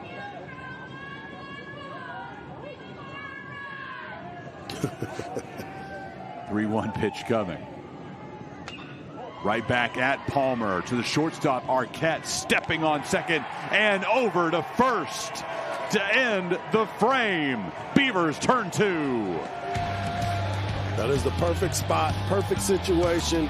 Ground ball right up the middle. They're already shaded there. All he's got to do is step on the bag, make a strong throw. Boom, inning over. 6-3 DP, and Oklahoma can't add anything else, but they get 4 in the 4th, and the Sooners lead 4-2.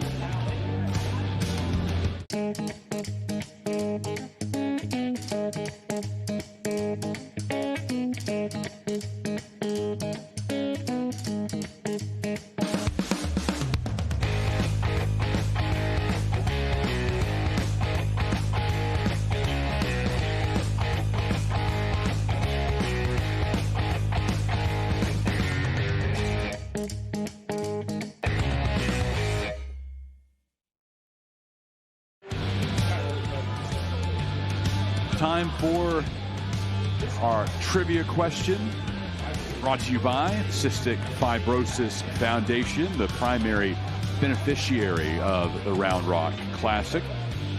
So when you add up the 4 Round Rock Classic teams this season, how many College World Series championships have they won? It's a good question. It takes some math and some baseball knowledge combined. Right.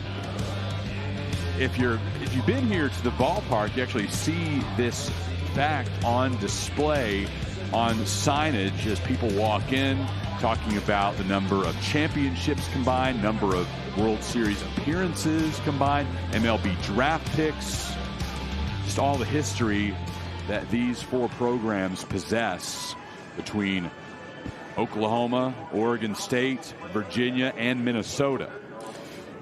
It's interesting, too, because you start to look at all these programs and what they've built throughout their history. You know, we were talking to Kyle Peterson yesterday, talking about the previous staffs and what they looked like before these guys took over.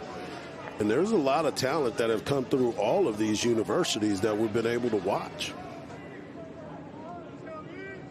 We'll have the trivia answer after this half inning. Easton Talt, A.J. Singer, Trent Caraway due up for the Beavers. In the bottom of the fourth inning, after Oregon State surrendered 4 runs to Oklahoma in the top half. Talt fouls that one off towards the picnic tables in left.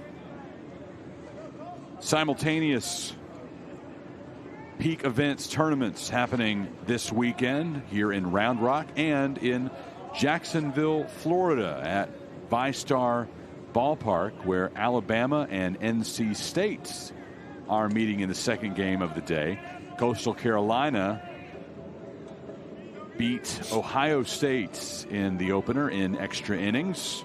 Alabama leading 4-0 over the Wolfpack as they play in the top of the 8th inning. Big swing and a miss for the first out of the bottom of the 4th. Malachi Witherspoon rearing back and throwing that one at 96. You know, it's totally different when you're pitching with a lead and you feel free about your approach. Got to be able to attack the strike zone, and we've seen an array of pitches. He started Talt off with a breaking ball cutter to start off the first pitch and then finished him off with the fastball.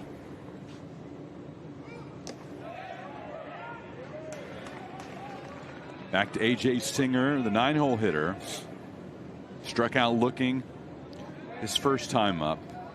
The initial victim of Witherspoon. Talt, the latest, his 3rd on the day.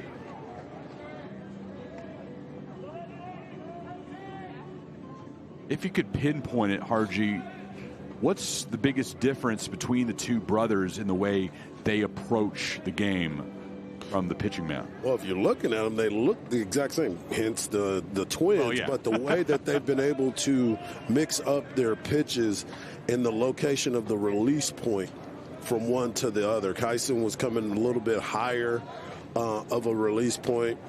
Malachi's coming a little 3/4 with his release point. But the consistency of finding the strike zone is the biggest difference that I see. As of right now, he's trying to make sure that he's being consistent. He seems a little freer on the mound right now. 0-2 pitch popped up in the infield. Kyle Branch. Back to the top of the order for Oregon State and Caraway. But you're right, the demeanor has changed a lot coming out here for the bottom of the 4th. Yeah, because he was trying to find it. He was put in some high-pressure situations. You were talking about being a reliever and how did he get it fixed, and being in those moments of being able to get out of the inning, and now he's coming out free and letting it go a little bit more. Here's Trent Caraway.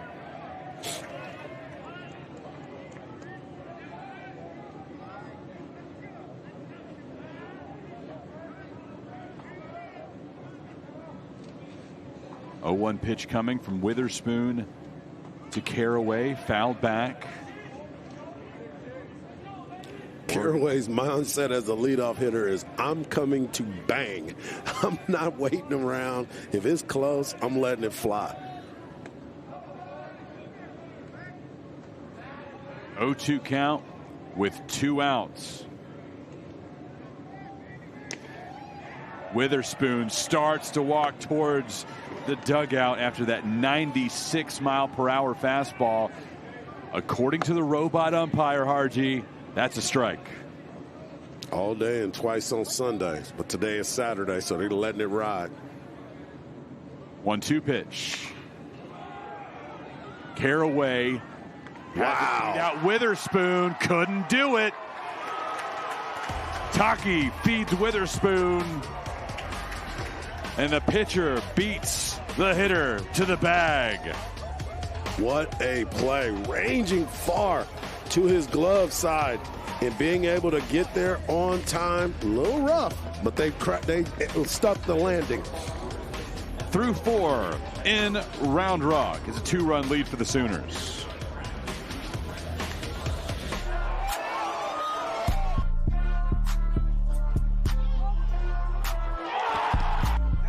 Ran up out of luck soon as I up the highest metric. The city just made it sweet, you could diabetic. They mouths were full of deceit, let these cowards tell it. Walking New Orleans with the etiquette of LA yelling. Second bad, but somebody gotta do it. Got my foot up on the gas, somebody gotta do it.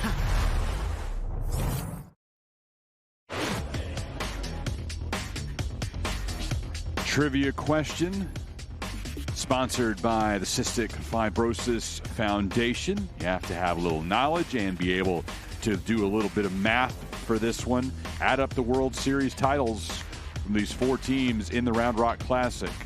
RG, you want to make a guess? 7. I'm going D. I'm going to go B. You probably wrote this question. No. Hey! Good job. Good job. 9 was staring at me, but it just seemed like it was a big number for a lot of these teams. But 9 is, wow, that is awesome. And a lot of these teams, you think about it, that's the best outside of Omaha. That's their story. That's their tagline. That's what they do. But it's true because most of the teams that end up playing in these tournaments, they make it to Omaha. LSU. There's a lot. That always seems to find a way to be there. They won it, 2 years ago? Won this tournament. It's definitely not limited to LSU in the course of this event's history.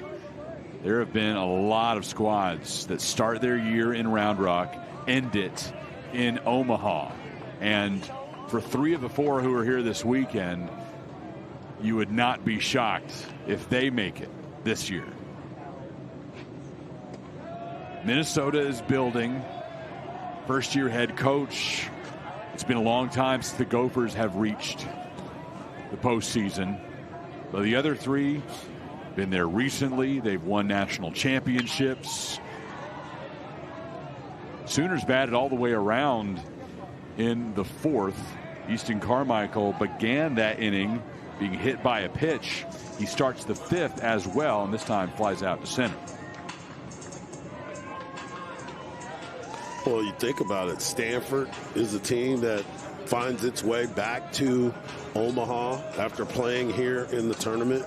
We've seen Arkansas that was in previous seasons as well.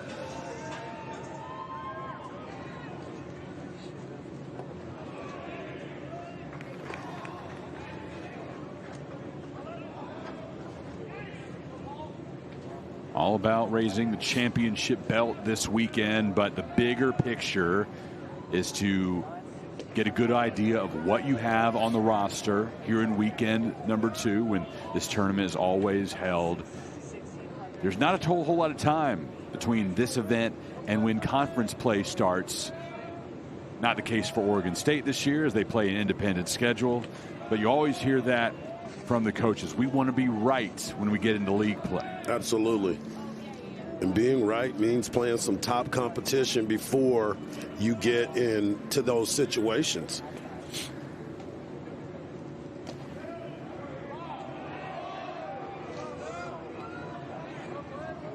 It's out, folks. It's out. Yep.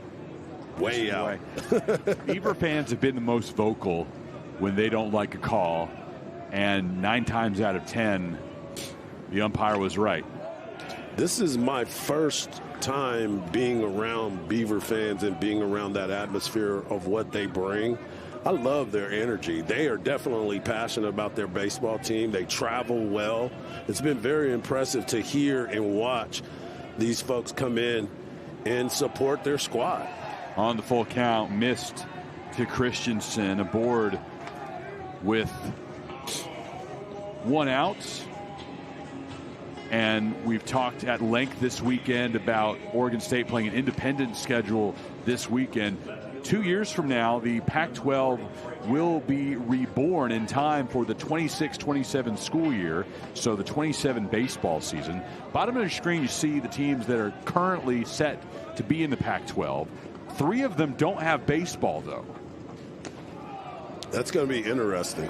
How do they fill that void? There's still some teams that are out there that are possible additions to the Pac-12 in that time that might bring some baseball teams. But the disappointing one for me on that graph was Boise State. Oh, yeah. Boise State did make the adjustment, brought in the team, got everything set up, played the season, and then boom, it's over. That's back in 2020. The program was reborn and then shut down before they could play a second season. All those student athletes committing to the program, they had a winning record. Yes. When the pandemic shut down college baseball that year. Now, you're obviously sad to see that year come to a premature end, but if you're a Boise State fan, you're thinking, all right, we got something here. Next year, add a couple of pieces, and we can build on that. Ending quickly. Yes. I'll shut down very, very soon after that. Trey Gamble takes a free pass. So we know the Pac-12 is looking to add at least one additional member, probably 2. Waiting on the media rights package and how much these schools could each see. That'll probably determine who wants to join in. But as long as you get up to 6 baseball teams, you can have the sport and have an automatic bid available. Yep. Well, they're at 5, so they're going to be able to get another one. Here in Central Texas, the talk persists about Texas State, UTSA possibilities to join the Pac-12. We're not in on those conversations. Just hearing the talk. But we're hearing a lot of talk about it. Oregon State will make a pitching change. Leif Palmer is done. We'll introduce you to his replacement in just a moment on D1Baseball.com.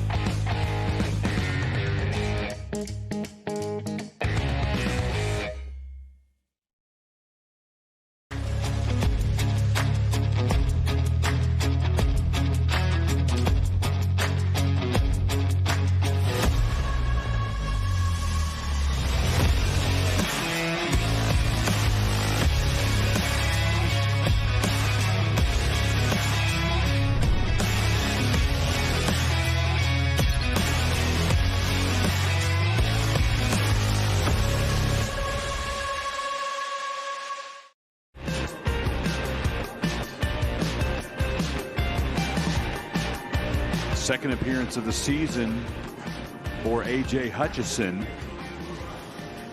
Last weekend, got an opportunity on opening day against Xavier just for 1/3 of an inning and had a rough time throwing 15 pitches. He gave up 2 earned runs, walking 2 Musketeers, striking out 1. Enters this game against the Sooners with 2 runners on base and 1 out. Beavers trailing by a pair.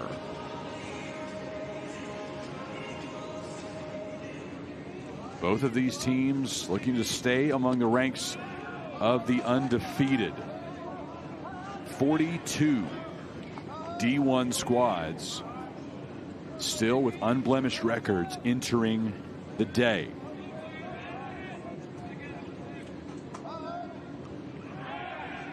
Check back to second, gets away. Singer can't glove the throw. An error on Hutchison advances both runners. You got enough trouble with Kyle Branch at the plate, the freshman, and a ball gets away on the check to second. That's why you always got to try to make sure that you're watching home plate in that situation. They tried to backdoor pickoff, wasn't going to be able to do so.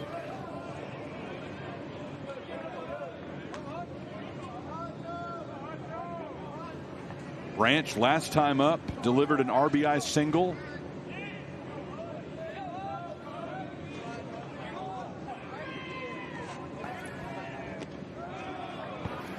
Missing away.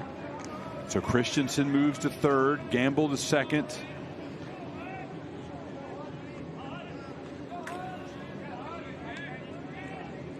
Two, one the count.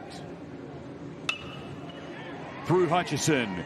Singer able to stop it and get it to first for out number 2, but Christensen scores, and the Sooners now lead by 3.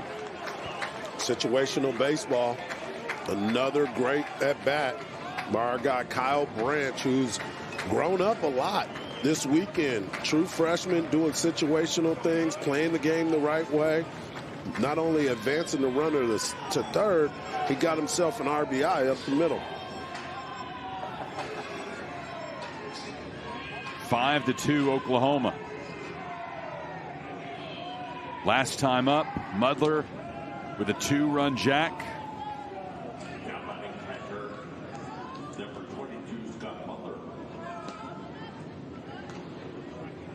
Struck out in the second, went yard in the fourth.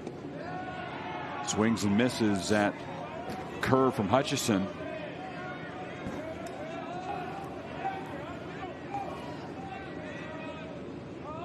Can't say enough about what I've seen from Kyle Branch just in these 2 ball games, situationally. Yeah. Playing good defense. 0-2 pitch fouled off. 4th inning. Mudler steps the dish and blasts this one into the bullpen. Boom.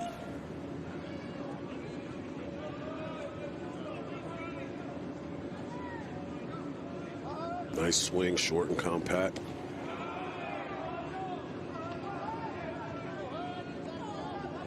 As much as we talk about the great products from Karbach, Budweiser, the most visible product on that dinger. 1-2. Straight at Trent Carraway to end the 5th. Kyle Branch delivers an RBI ground out, and the Sooners extend their lead to 5-2 midway through the 5th in Round Rock.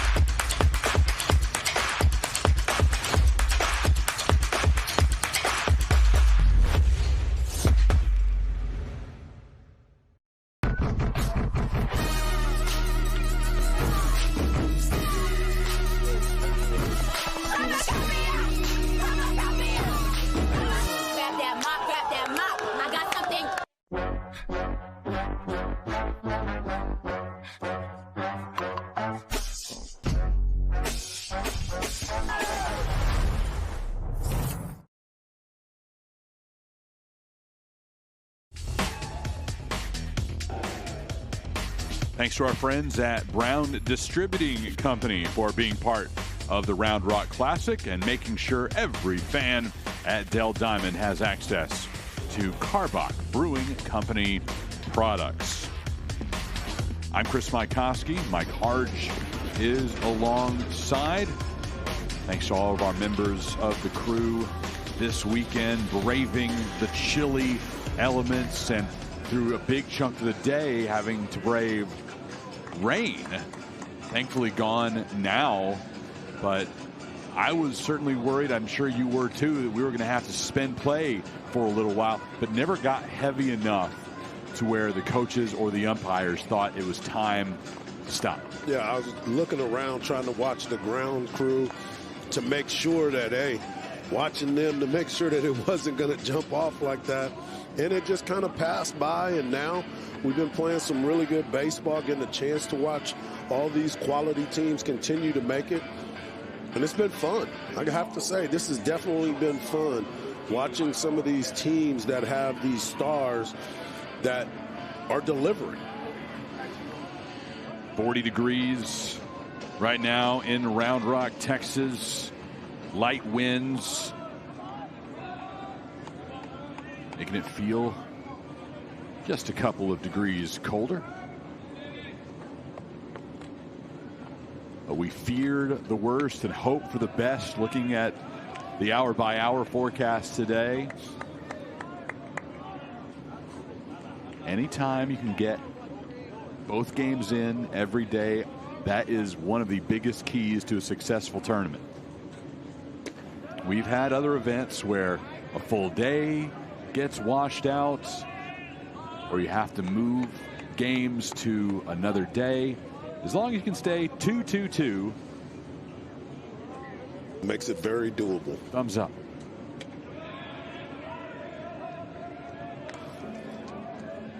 Arquette with a 2-run homer back in the first, then hit by a pitch in the second.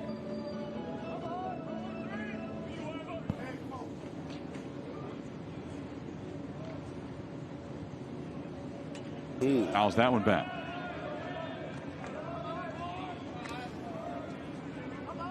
Still got good life on his fastball. Up to 82 pitches thus far in the game. Fastball was 95 miles per hour.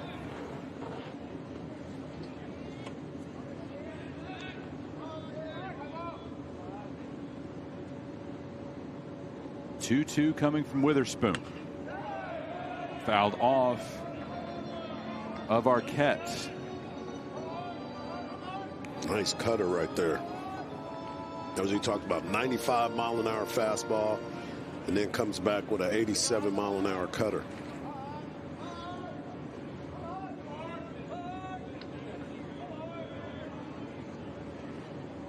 Arquette waiting on it from Witherspoon.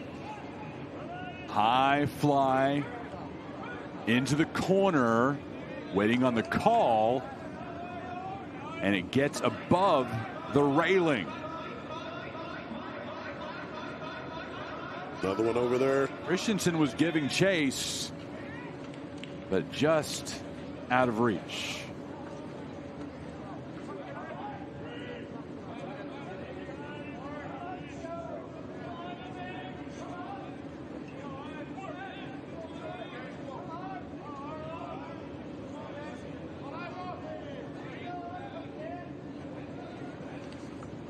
Two the count.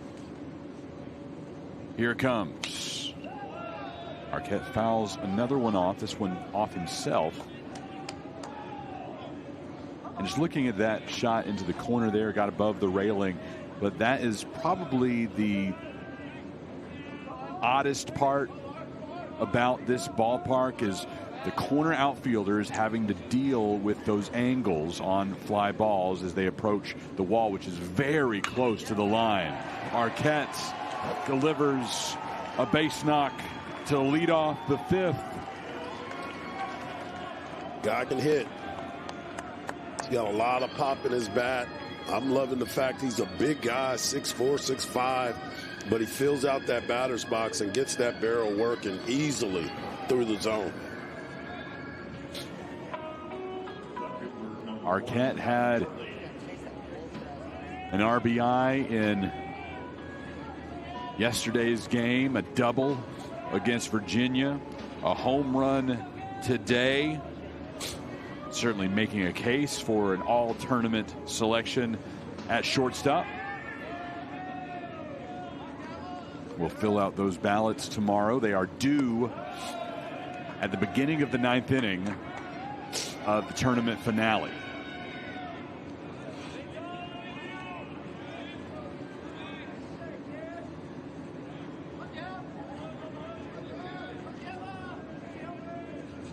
1-0 the count to Turley.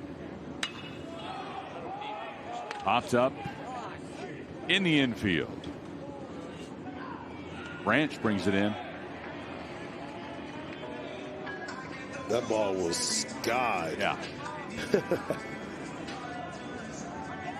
Well above our sight line as we're on the top floor of Dell Diamond.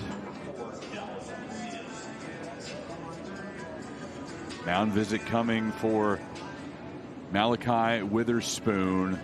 A call to the pen for the Sooners. Witherspoon goes 4 1/3. Strikes out 3, walks 4. Most importantly, Harji, he'll lead the game with his team ahead 5-2. Yeah, he's done a really good job of mixing up his pitches, being able to find the strike zone. And, you know, once he got ahead in the game, he really started to really let the ball go and look free through his motion. We'll tell you about his replacement in just a moment. You're watching the Round Rock Classic on D1Baseball.com.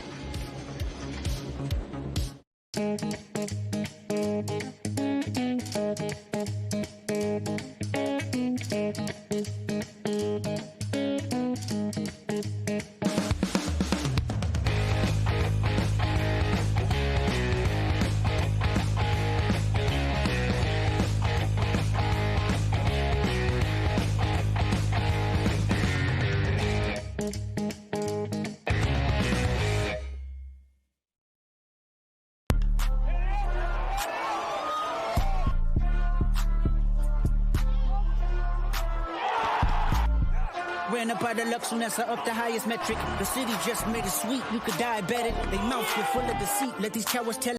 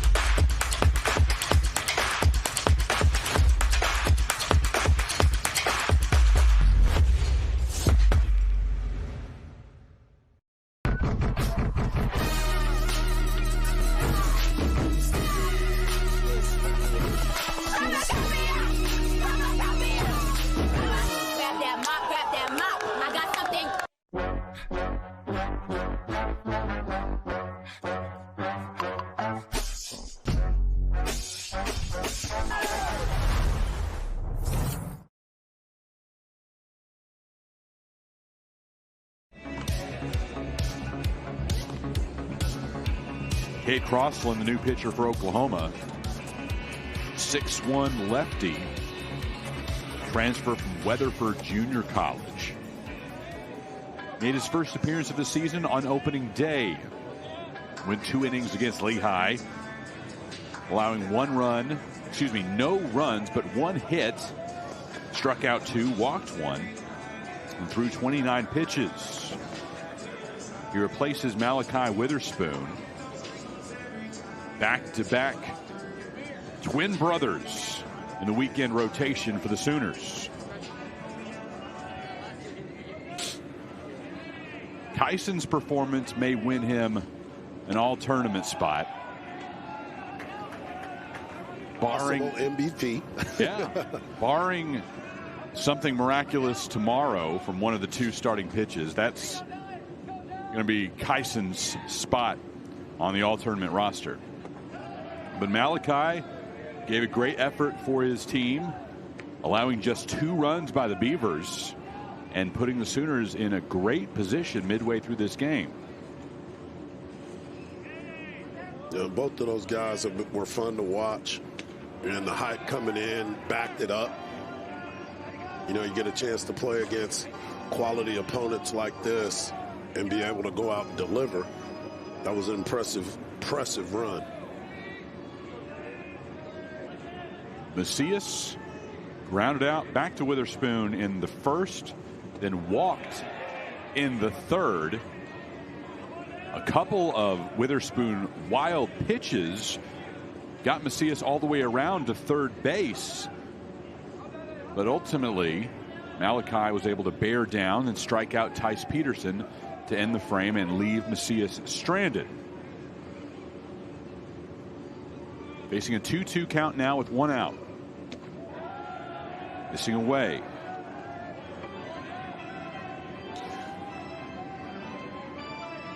Come in for a lefty-lefty matchup to be able to get in there.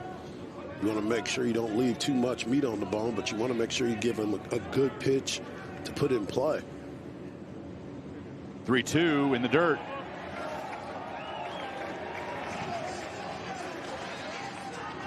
Macias heads on down to first, and Jacob Craig, bat in his hand, game-tying run at the dish with a young man who has hit 3 home runs already this season.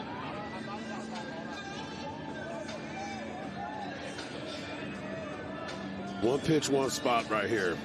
Get your timing down. He's struggling to find the strike zone. Look for a ball, elevate it, and hammer it.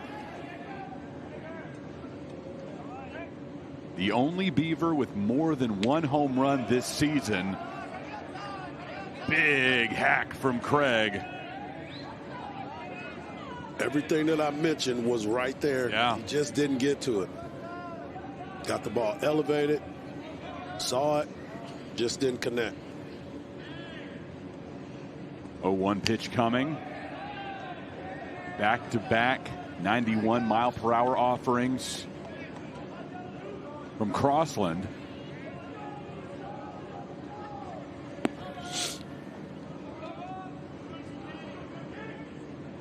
One with 1 out and 2 men on for Oregon State.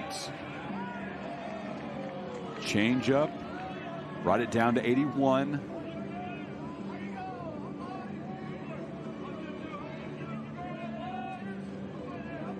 Yeah, to give a tip of the cap on that one. Yeah. Looking for a fastball, got a change-up, and it was like, ooh, right there too. 1-2 to Craig. In the zone for strike 3. Catches the bottom edge of the strike zone. Good call by Casey Moser, according to the robot ump on TrackMan. The one thing about it is, I'm just shocked at how many guys take pitches that are that close. We've seen it multiple times this weekend. Those seem very close to me to be taking and thinking you're going to get a call. That's the other part of it. Here's Weber with 2 out and 2 on.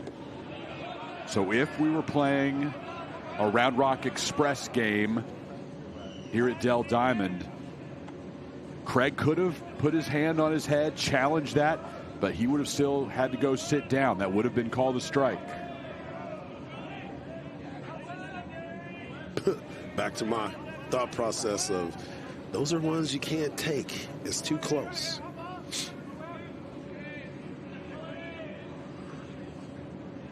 One 0 count against Weber. Crossland gets him to foul that one back and even the count. Big hack by Weber. He too got a ball elevated. Just couldn't get to it. Nice swing though.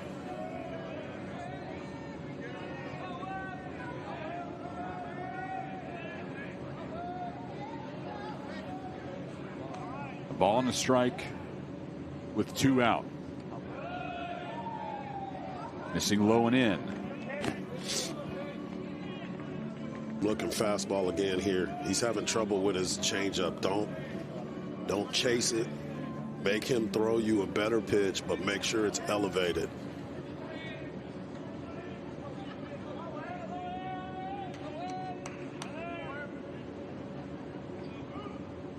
Weber's average at 357 on the season. 0 for 2 so far today. 2-2, 2 out, 2 on. Beavers trailing by 3. Crossland comes to the plate. And Weber fouls that one away.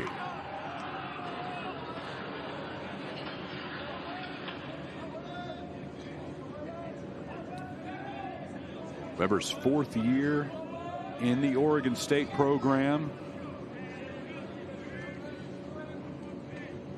Native of Gresham, Oregon. Again facing a 2-2 count. Crossland to the plate. Popped up.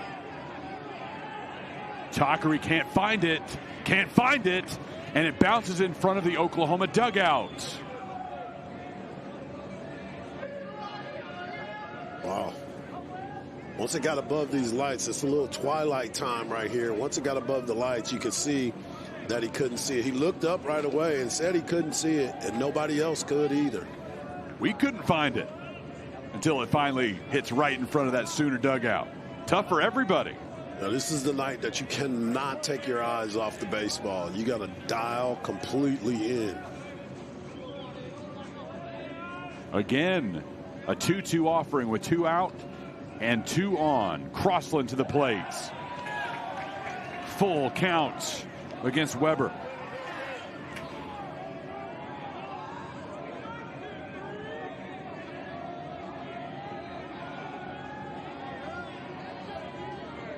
Pressure situation, high leverage.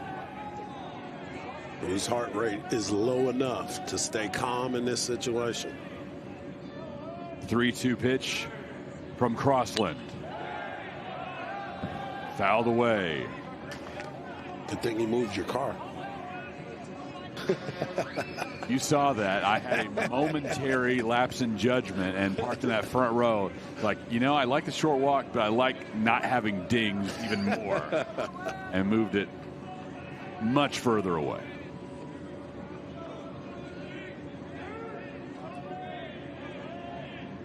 Three-two pitch. Crossland to the plate. Outside. Bases full of Beavers. Good at bat. Great at bat right there.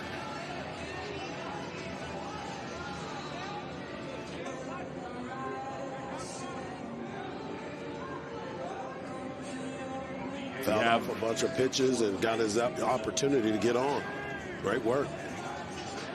We have a final in Jacksonville. Second game of the day there. Alabama beats NC State 4-0. Still plenty to be decided here in Round Rock. First pitch swinging by Peterson to deep center. Walk brings it into his glove. The Beavers leave the bases loaded, and the Sooners maintain a 3-run lead. Put a drive into it. Sounded good off the bat, but tracked it down in center field easily. OU 5, Oregon State 2, heading to the 6th.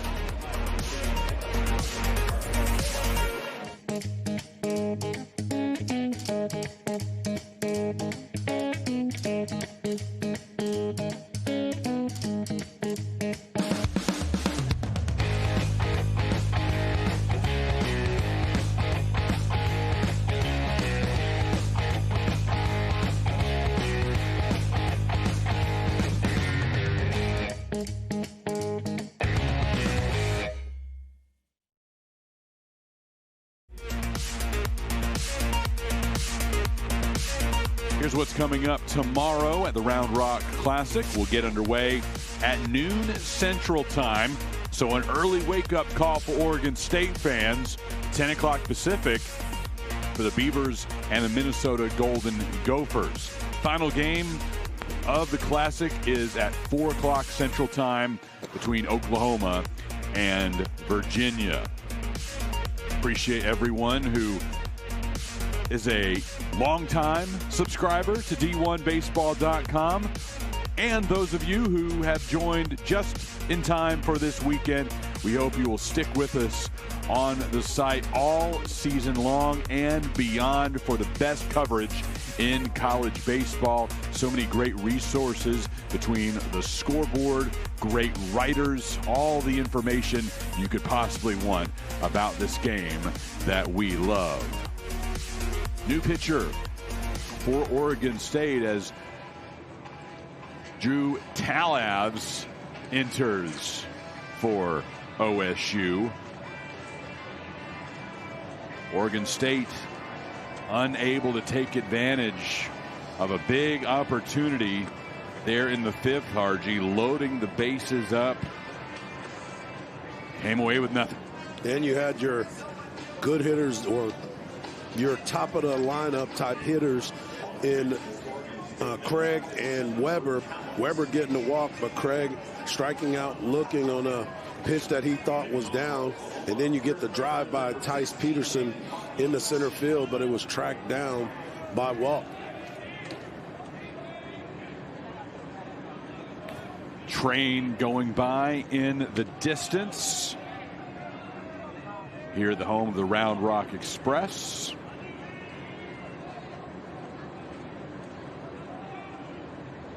Of course, couldn't make it work in the construction. How cool would it be if you could see the train going past beyond the wall in right like they have at the Love Shack in Ruston, Louisiana? It is pretty cool when you hear it, and they know when a baseball game is going on during the Express season because you hear it going boom, boom. And of course Nolan Ryan being part of this and the Ryan Express makes it pretty cool. Walk on 4 pitches to Taki to begin Talav's outing. Taki has 3 walks. No official at bat tonight. Leads to Dawson Willis. Talav's in his 2nd season with the Beavers and making his 2nd appearance of this year. Through on Monday, going 2 innings against the Xavier Musketeers.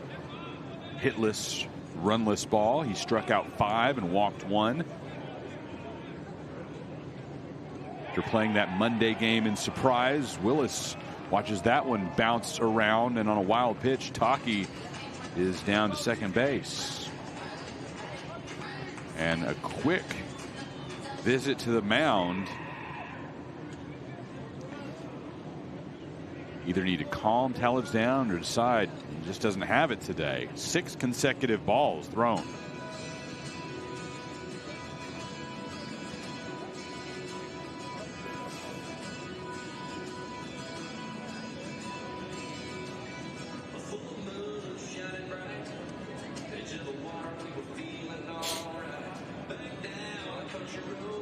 Beavers played Monday in Surprise, Arizona, wrapping up 4 games at the spring training home of the Rangers and Royals. Plan to play a midweek game here in Round Rock against the Houston Cougars. That game was canceled due to the weather. So a lot of time here in Texas before actually getting back out to play another game on Friday. Matchup with Virginia, the first meeting between a pair of top 10 teams this season.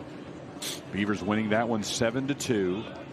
And now in a matchup against a fellow undefeated team, the Oklahoma Sooners, and OU with a 3-run advantage as we play in the top of the 6th. It hadn't been because they hadn't had opportunities to drive in runs. That's Oregon State. Willis receives the first strike thrown by Talavs. 2-1 to count. Bunts it right back to the pitcher. On to first. Able to move Taki to third. 1-3 sack twice. Sack bunt laid down by Willis. And Jason Walk to the dish. Bring the infield in. Oregon State bringing the infield in to try to cut down this run and not let Oklahoma extend the lead.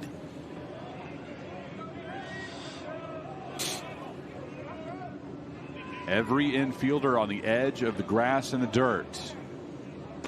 Up and in to Walk at 93. It's interesting. I didn't see any movement by the infield after he squared the bunt. 1-0 pitch. Catches the inside corner.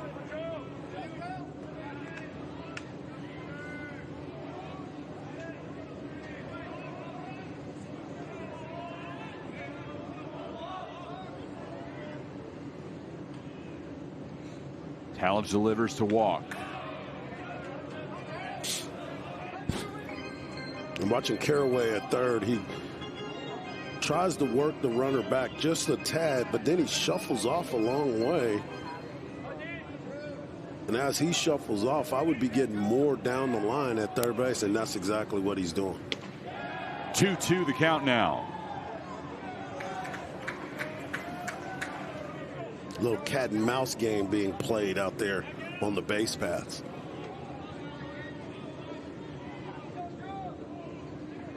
Infielders remain on the edge of the grass and the dirt. Bouncing that one in, full count now.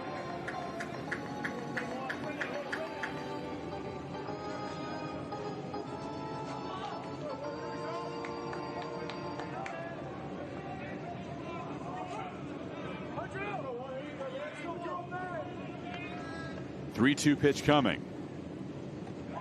And Walk is aboard. Second time he has been issued a free pass today. I would not be surprised if we don't see action early in this at bat because of the speed on first base, runners on first and third, and of course the speed at the plate in Willits. Willits is 0 for 3. Struck out swinging in the first and the third. And then grounded into a double play to end the fourth.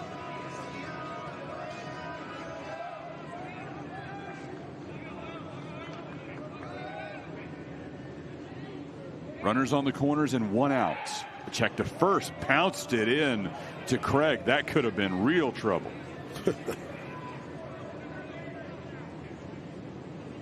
Willits will wait on the first offering from Talibs after Craig was able to pick it.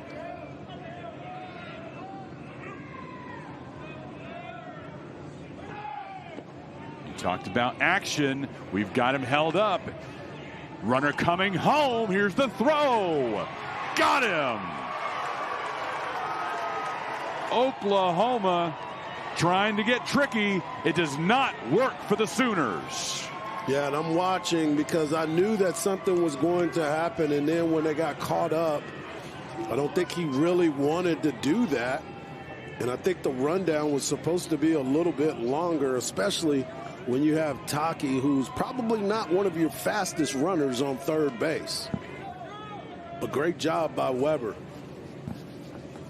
2 out now. Walk at second.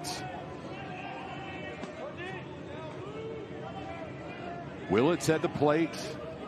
The son of Oklahoma associate head coach Reggie Willits. OU alum and Major League veteran.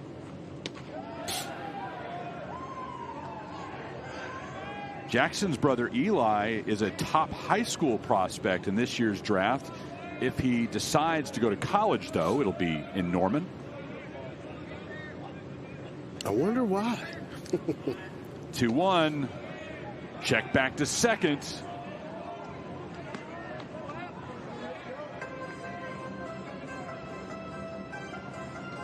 Weber's letting you know he's got a good arm behind the plate today. Feeling good.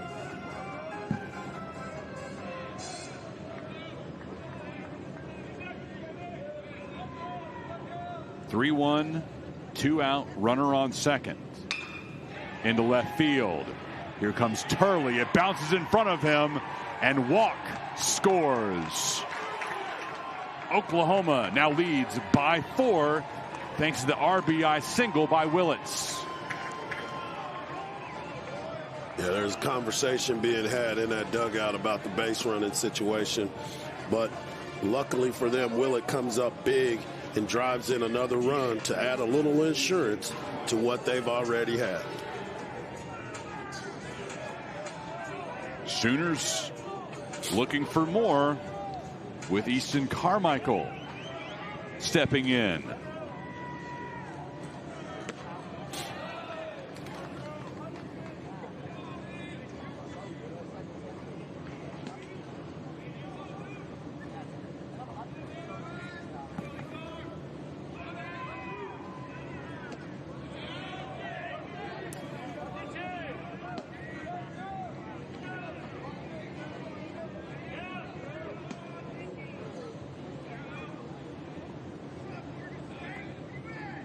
The count to Carmichael. Missing away 3 consecutive balls thrown to the Oklahoma 3-hole hitter.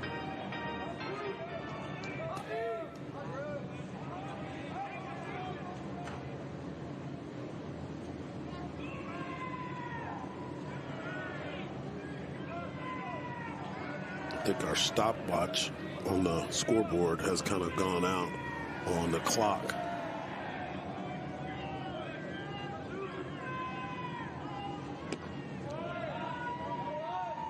That one catches the inside corner. Rightfully so. Robot ump agrees.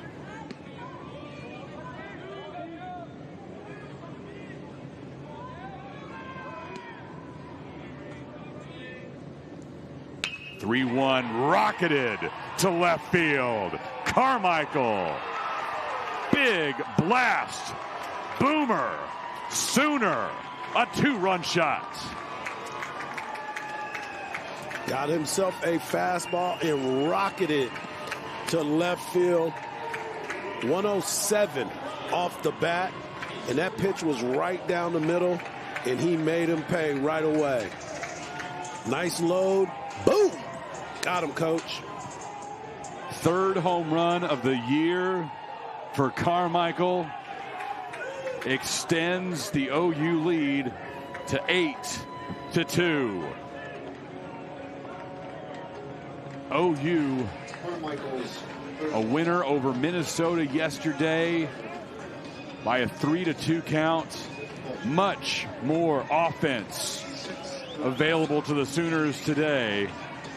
It's an 8-2 advantage, and Oregon State needs a new pitcher. We'll tell you about him in just a moment. You're watching exclusive coverage of the Round Rock Classic on D1Baseball.com.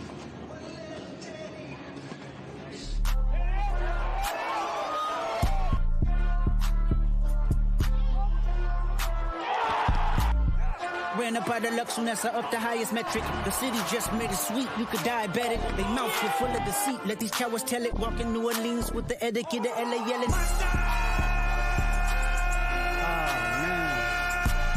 Second bad, but somebody gotta do it. Got my foot up on the gas, but somebody gotta do it.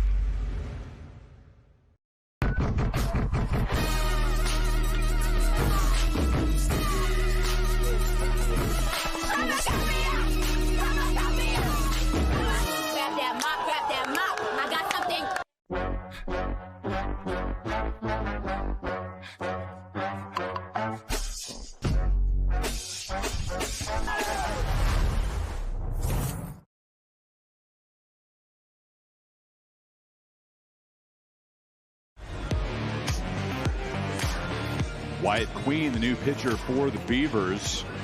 making his second appearance of the season. Last saw him Sunday when the Beavers beat Indiana by a 6-0 count. He went 1 2/3.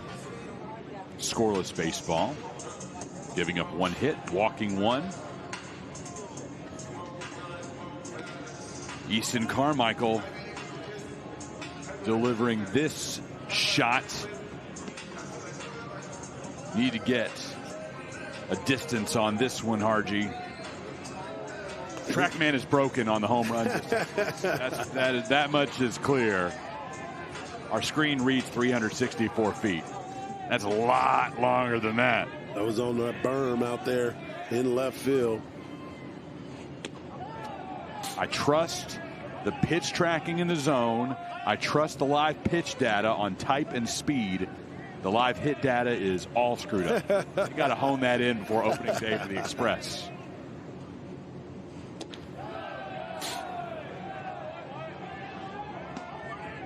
And once again, someone with the name Easton showing up. This is Sam Christensen batting behind Easton Carmichael. Our buddy Kendall Rogers says his computer says 376 feet. So just give it 10 more, huh? Yep. All right. Swing and a miss by Christensen to end the inning as Queen registers the K. OU adds to its advantage. 3 here in the 6th. RBI single by Willits, followed by a 2-run homer by Carmichael. Midway through the 6th in Round Rock.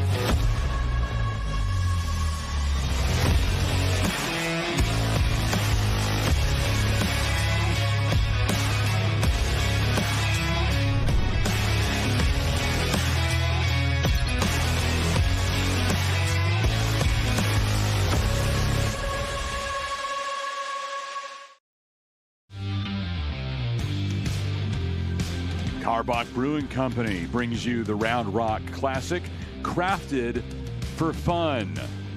Please drink responsibly. Trey Gamble will come up next for Oklahoma when they return to the batter's box after a tremendous display by Easton Carmichael in that 6th inning. 2-run shot at 376 feet. And OU in complete control. They'll send Cade Crossland back to the bump. So Harji, we might have to do a little math tomorrow. If the Sooners can't beat the Cavaliers, we have potential now of a 3-way tie for the top spot. Sooners can end all that talk by beating the Cavs tomorrow. But we're looking at that championship belt. If this result holds, we'll go into day 3 with Virginia 1-1, Oregon State 1-1, Minnesota 0-2. They're out of contention for the belt. OU would be 2-0. So again, of course, you sweep through the weekend, guaranteed. Possibility, though, of crazy run differential action that we saw a couple of years ago. You remember it well? I do. When LSU claimed the championship by run differential. They went 2-1 on the weekend, losing to Iowa. I believe they went into that final day needing to beat Sam Houston State by, it was either 10 or 12. It was a big number. Yep. And they got it done. I was just going to say, they actually came in and opened up the can on them and really got after it. I do have my own setup, though. A.J. Singer now, after Talt grounds out. Now the final score in that final game of the Classic in 2023, LSU beat Sam Houston 16-4. I think it may have been 10 if memory serves. They needed to beat the Bearcats by that many. And we kind of laughed it off at the start of the day, thinking, yeah, LSU might win this game, but no way they beat the Bearcats by 10. And they go beat them by 12 and win the belt. Technically right. Technically, we were correct. But yeah, it was impressive to watch that LSU team as they went through, especially with Skeens on the mound and Dylan Cruz in the outfield. A lot of scouts were traveling with them everywhere that they were that season. Tiger fans packed this place out every game of the weekend. They'll do the same next weekend in Frisco, when it'll be LSU, Kansas State, Nebraska, and Sam Houston. So it's a re-up of that 2023 Round Rock Classic field in 2025 in Frisco, except you trade Iowa for Nebraska. 2-2 as Willits charges and makes the throw across to get Singer. Nice play on the run for Willits. Kind of looked like he had some trouble getting it out of his glove, but another strong throw and a strong play by the Sooners shortstop.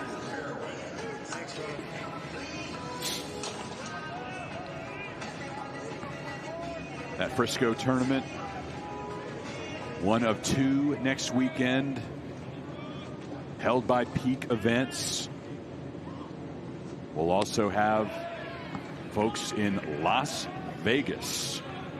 Las Vegas. The Las Vegas Classic will feature Texas, Texas Tech, Illinois, and Washington.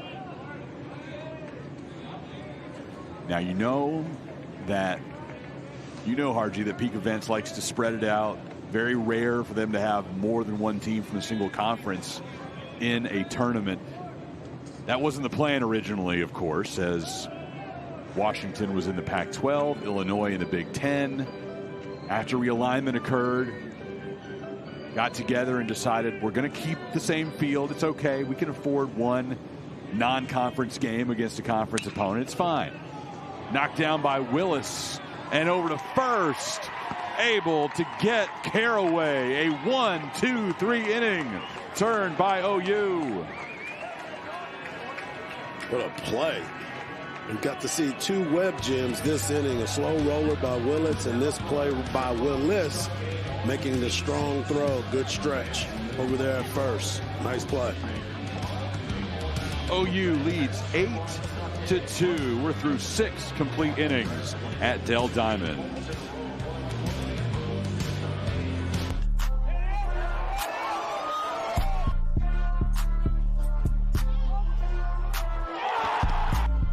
Ran up by the Lux and that's up the highest metric. The city just made it sweet, you could diabetic. They mouths were full of deceit, let these cowards tell it.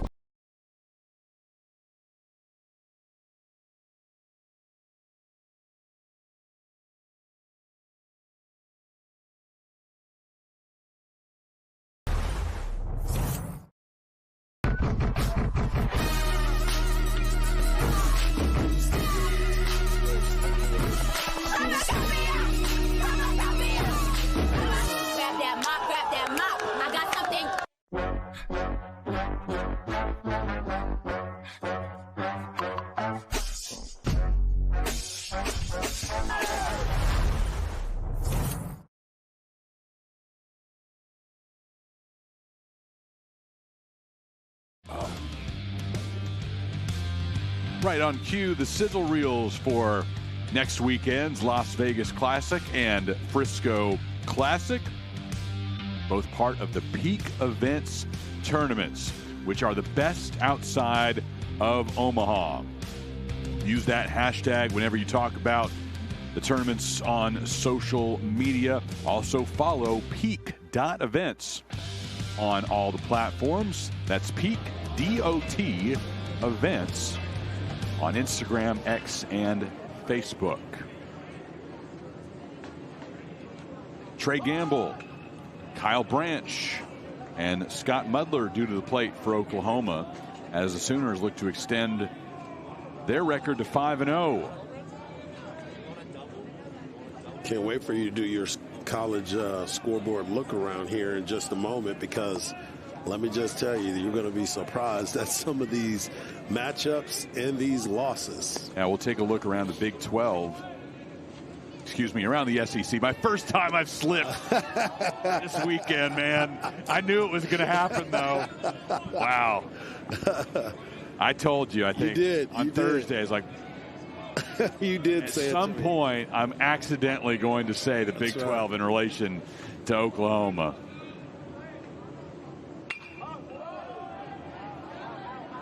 I know Sooner fans can't fault me for that. I'm sure every single one of them at some point this year has caught themselves. It's a weird new world. It is. It is. Well, the other team that jumped from the Big 12 into the SEC, the Texas Longhorns, won today just south of us in Austin, 3-2 over Dartmouth. As we look around the D1Baseball.com scoreboard and watch Gamble go down looking to Queen. Queen with the backdoor curveball that just stayed away but dropped right in there for K looking. Brings up the impressive freshman, Kyle Branch. Around the rest of the SEC, Auburn with an 11-1 win at home over Wright State. And I imagine this was the game that first caught your eye when you talk about surprises, Harji. The number 3 ranked team in the country, who we'll see next weekend in Frisco, the LSU Fighting Tigers, lose to Omaha 5-4.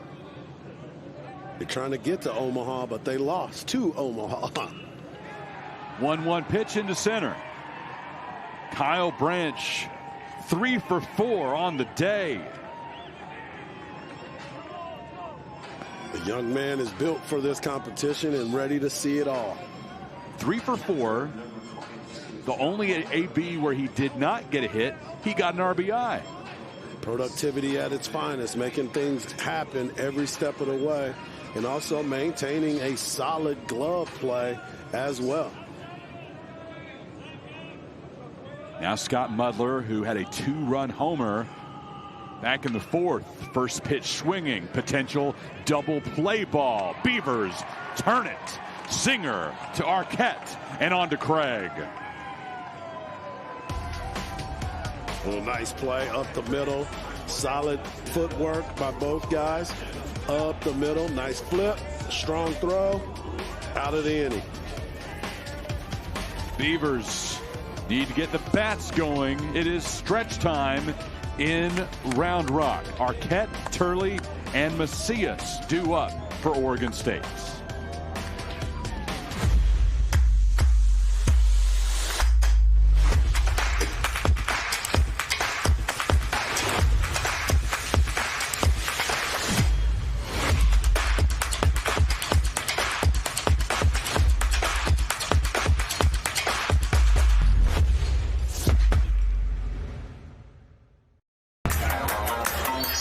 Face. What triggers this unique expression?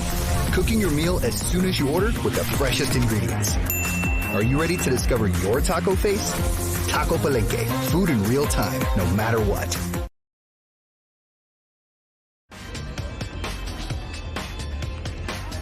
Let's recap the weekend so far in Round Rock. Oklahoma began the tournament edging Minnesota 3-2. And then in the nightcap on Friday, Oregon State beating Virginia. So both of these teams enter today still undefeated on the season. The early game on Saturday, Virginia beating the Golden Gophers 4-2. I owe you a look at the rest of the SEC scoreboard from D1Baseball.com as we take a look at some members of our team here on the broadcast, braving the chilly conditions. Appreciate all of you very, very much. And we have the open air press box, but we do have covering. Yes, we do. On 3 sides, which is a big advantage. Not the case for a lot of our folks down on the field. The Texas A&M #1 team in the land survives against Cal Poly today 4-3. South Carolina earning a 6-3 win over Milwaukee. Vanderbilt ranked number 15 by D1 Baseball. Nearly doubles up St. Mary's 13-7. Kentucky shuts out Belmont on the road in Nashville 12-0.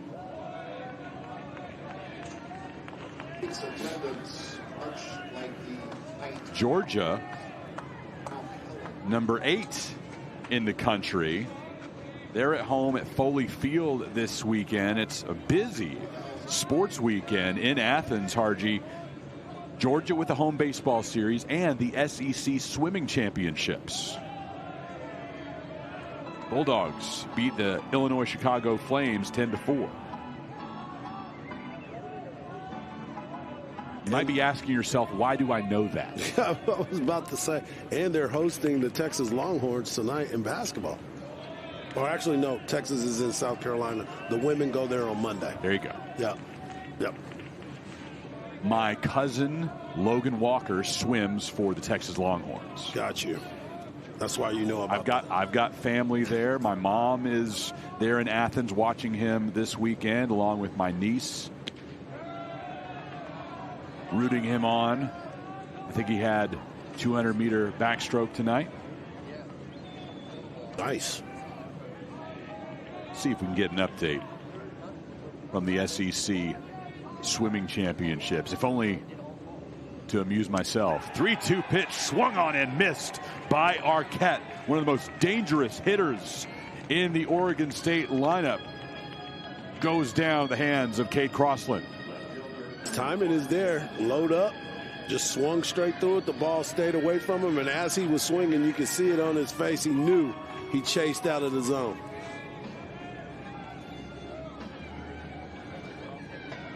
Remainder of the SEC scores today. 4th-ranked Tennessee beats Samford in Knoxville 7-3. Ole Miss wins at home 9-4. Mississippi State victorious over Missouri State. The Bulldogs are 18th in the nation, a 9-3 win. Missouri is taking part in a weekend classic that, other than the Tigers, features all HBCU schools, and the Tigers lose to Alabama State today, 10-2.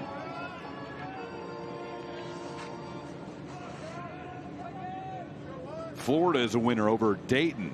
The 10th-ranked Gators win 11-1 in Gainesville. Chasing for it along the line, just foul. 3 Sooners converging, none of them able to come up with the baseball as it falls in foul territory. Wow. That looked a little bit closer than what I thought at first, but once again, Turley not complaining. Didn't look like he was upset. First base coach didn't make any moves either, so ball must have stayed foul. But it was close. We told you about the scores at the Jacksonville College Baseball Classic. That includes Alabama upsetting 12th-ranked NC State 4-0. 2 other SEC games in progress other than the one right here. Big swing for Gavin Turley and consecutive strikeouts for Crossland. He believes in that changeup. Got a great location. Got him way out in front. Swung over the top of that. Nice pitch, nice timing. With bad weather in the forecast tomorrow, LSU and Omaha decided to play 2 today. And while the Mavericks won the opener, the Tigers lead in game 2. It's 5-0, top of the 6th. Last game on the SEC scoreboard, Arkansas. The Razorbacks are number 5 in the land. They are scoreless with TCU as the Hogs and the Horned Frogs play at Globe Life Field in Arlington in the top of the 4th. A 1-2-3 inning for Crossland and the Oklahoma defense. They'll look to add their 8-2 lead when we return for the 8th inning.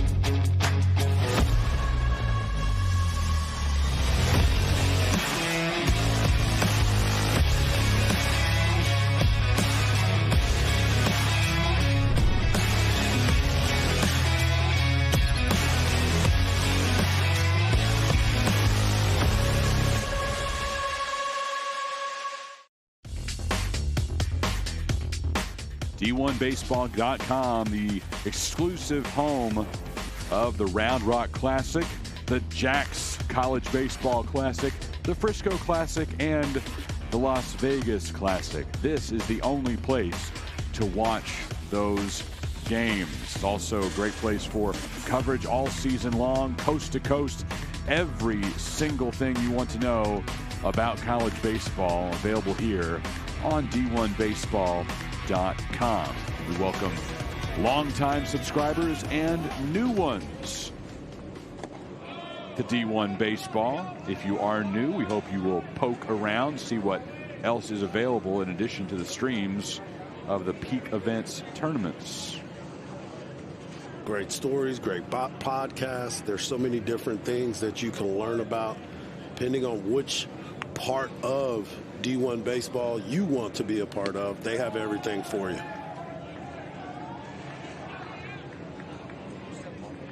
Oklahoma sends up Taki, Willis, and Walk.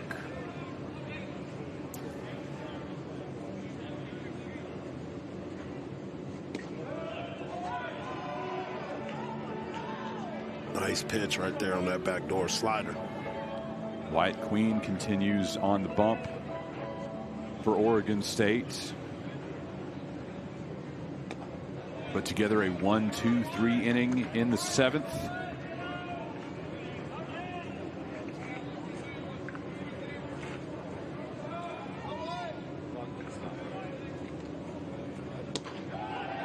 Oklahoma watches Taki go down looking. Second strikeout for Queen. Nice life on that sinker. Stayed out. Boom. Lower third. Strike 3. Looking, and Taki had been on base 3 times by walks.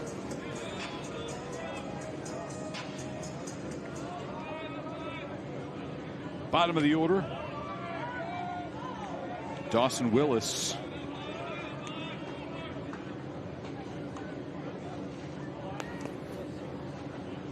Oh for 2 on the day. Scooped up by Arquette and on to Craig for the second out. They want to hold over there a little bit, Craig. Looked like it came off the bag a little quick, but a routine ground ball. Nice pitching right there. Got another fastball to keep the ball down. Good range by Arquette up the middle. Strong throw. He was on long enough. Just looked a little quick. Big man looked quick over there. Jason walked his 2 previous times to the plate. Most recent one happened in the 6th. And he came around to score one of 3 runs for Oklahoma in that frame. Extended the lead to the point that we are right now, with the Sooners leading 8-2.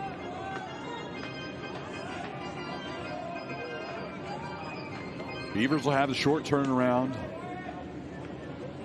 after playing the late game today. They have the early game tomorrow, noon Central Time. And Oklahoma in the late game at 4 o'clock Central Time against Virginia. One hopper in front of Turley. Walked with his first hit on the day and second of the weekend. Ball stayed in. He kept his hands inside the baseball, flipped it out to left field. Now let's see what they're going to try to do on the base path with an 8-2 lead in the top of the 8th. I'd be curious to see if he tries to run in this position. Jackson Willits, an RBI single in the 6th. Check over to walk. Willits 1 for 4 on the day, 2 for 9 on the weekend. Still waiting on the first pitch to be thrown to him.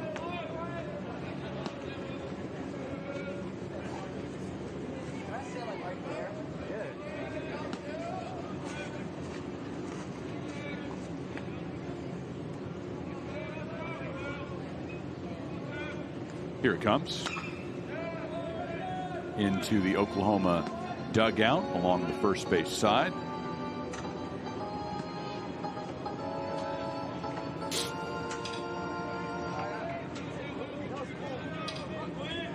A little bit out in front of that. Keep forgetting to ask you, given the conditions we had this weekend and the fact that we had Wednesday's game canceled because of the cold, what do you think the coldest game you ever played in was? It definitely had to be in the Midwest League, which was brutal, especially at the very beginning of the season. You know, season starts in April in the minor league season, and being in the Midwest, I was based out of Rockford, Illinois, which was right on top of the water. Yeah. The field was. Yep. And I know for a fact that we played a game and caught him. Me too. Oklahoma in a pickle with walk.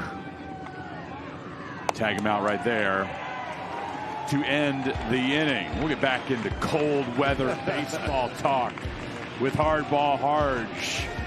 Midway through the 8th inning, Oklahoma leading Oregon State 8-2, but walk caught in a rundown here to end the top half of the 8th inning. You're watching exclusive coverage of the Round Rock Classic on D1Baseball.com.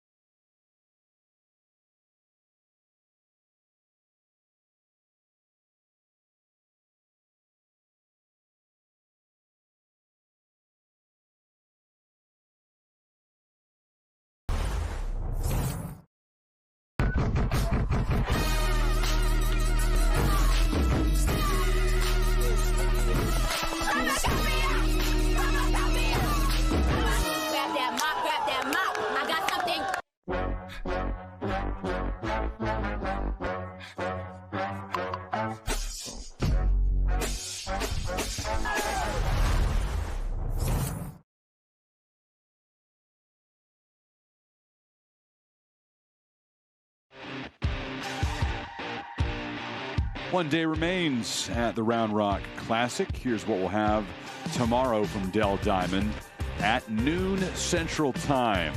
Minnesota and Oregon State. Then at 4 o'clock Central, it's Virginia and Oklahoma. Near the end of that second game, we'll submit our ballots for the all-tournament team. This will be announced in post-game right after the championship belt is handed out. And Oklahoma will be in the driver's seat for that belt entering tomorrow if the score holds with 2 wins on the weekend. Jacob Craig at the plate. The shift is on against him. 3 Sooners to the left of second base. So Harji, we're getting into your coldest game day experience in the Midwest League is where it came as Craig goes oppo. That's what you do when they put the shift on you. That's why we don't need these silly rules in MLB outlawing that. Well, try to make those young men hit the ball the opposite direction. Everybody's talking about how far they can hit a ball and exit velo. How about getting back to driving up your average and playing the game the way it's supposed to be? But I digress. I don't want to be that guy, get off my lawn guy. But you were talking about that matchup and me being able to play in that situation. Yeah. So we had 36-degree temperatures yesterday, the second coldest start in Round Rock Classic history. But I imagine you're going to go lower than that. 27. Yeah. 27. It was miserable. And, you know, I'm a Texas kid. Just like right now. This is not good for me. This is not fun for me. But, you know, you sign a contract. You get a chance to go out there and play. And let's just say my average suffered early in those seasons. High fly will reach the seats.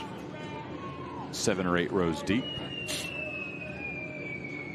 So did you get any good advice from people who were used to it that tried to help you adjust? Stay inside. Stay inside as long as you can. No, they just told me to make sure that I'm taking care of myself and doing some things to keep your hand warm, like these little hand warmers we've got right now, being able to keep it non-being exposed and having those types of opportunities. It didn't get better, man. I promise you that. It was get ready for the season to hurry up because of the fact these guys are using aluminum bats. I was using wood. Sure. That's about the first month of the season or so in that league.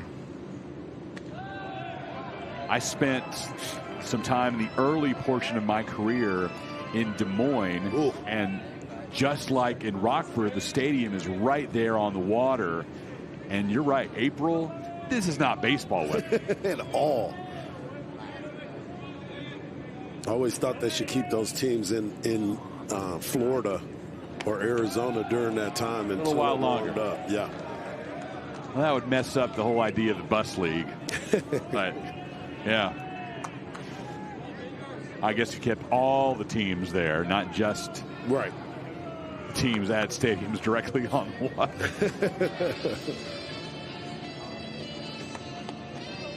Yeah, I do remember some really pretty pictures of the Diamond at Principal Park covered in snow. Yes. But couldn't play for a while. Mine was called Marinelli Field right there on the water in Rockford, Illinois.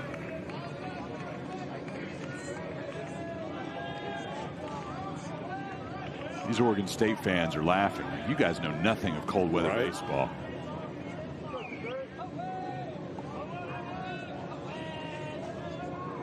Three-one coming to Weber.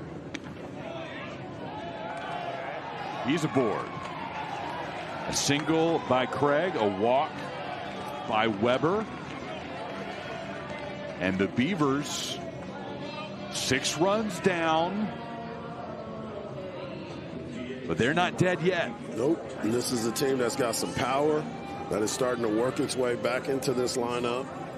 You got Tice Peterson, who's coming up again with runners in scoring position.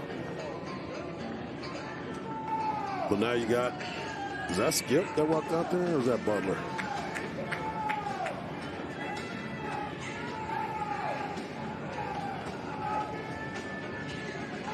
think that is Skip.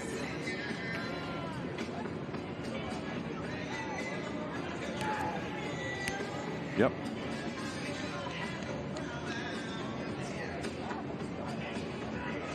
Eight to 2. Oklahoma in front. The message has been sent. Yep. Get us some strikes, get us some outs, and let's get out of here. Skip Johnson, last year leading the Sooners to their first Big 12 regular season title. Won 23 conference games to set a new program record. They didn't just edge out the field in the Big 12. They won that by 3 games. Very impressive last year. Big swing from Peterson.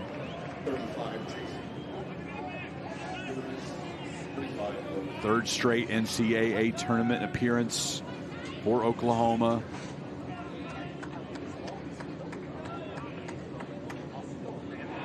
Eliminated in the regional round by UConn. They play baseball in UConn? Much like Oregon State, they stay on the road for a good chunk of the early portion of the season. 0-2. Big swing and a miss. Got him on 3 pitches. After that little powwow, Crossland delivers. Sometimes you just got to go out there and let them know what's going on. An 0 for 3 day for Tice Peterson. And now Easton Talt.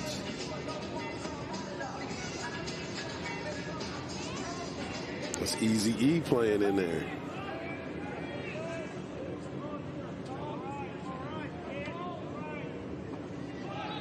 You should get your review of all the walk-up songs this weekend. Peak Events does a great job of gathering all of the walk-up songs that these players will hear at their home ballparks.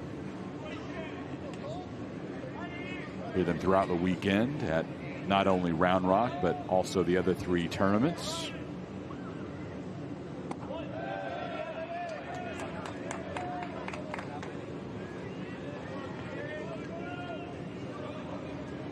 Love the walk-up music. Got the walk-up music, got the same intro videos that they play in their home stadiums as run during pregame prior to the announcement of starting lineups. Well, Crossland was able to bear down and make a big pitch, 3 straight of them against Peterson. But after 2 balls to Talt, Coach Johnson has seen enough. Yes, he's making the move to the pit. 60 pitch outing for Crossland. The 2 runners on board are his responsibility, but a new pitcher will face Easton Talt. I have an introduction for him after we step aside here on D1Baseball.com.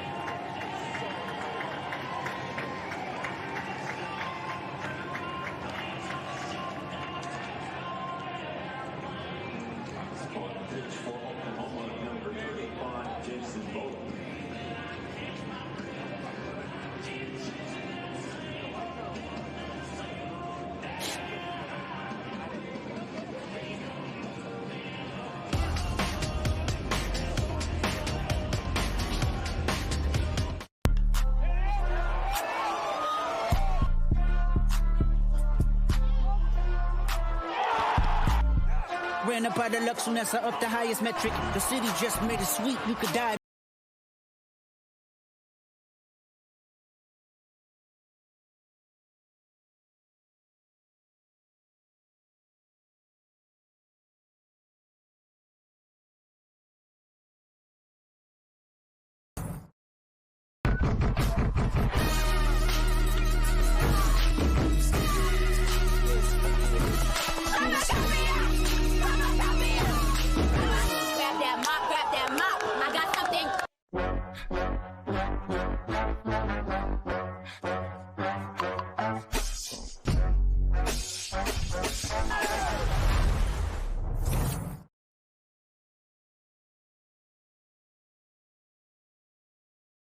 Jason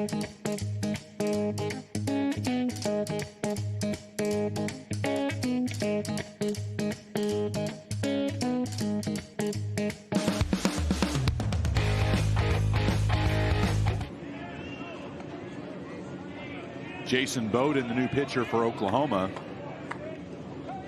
making his second appearance of the season. First pitch missing. No, check that. That's called a strike. Caught the very inside part of the zone.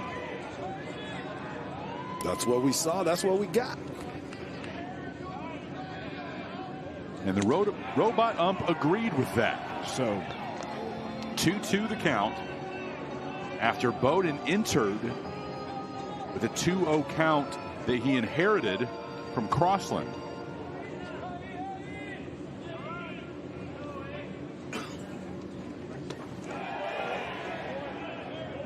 Missing away.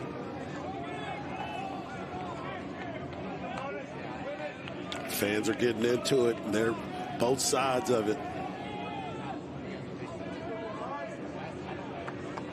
Full count. Bowden against Talt. Fouled off. Bowden made his first appearance of the season a week ago against Lehigh. Struck out 2 and walked 1 in 1 inning of hitless, scoreless baseball. Again, the full count offering coming to Talt. Picked up by Taki. Foot on the bag for out number 2.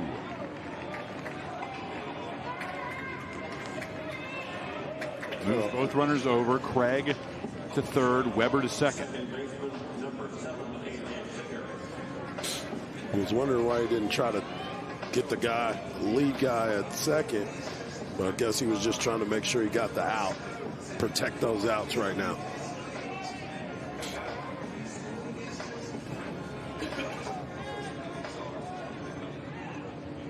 Here's A.J. Singer. Big day yesterday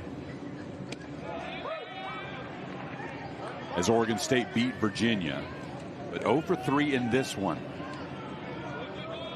Struck out in the second, popped up to the second baseman in the 4th inning, then grounded out to short in the 6th.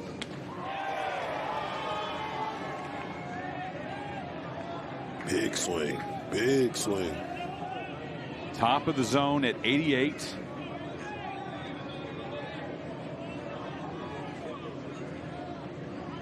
As Bowden tries to end the frame. Wow. Sophomore from Orange, who transferred to Oklahoma from Texas A&M. Only pitched in 2 games for the Aggies last year. Matching that total already in week 2 of the season with the Sooners.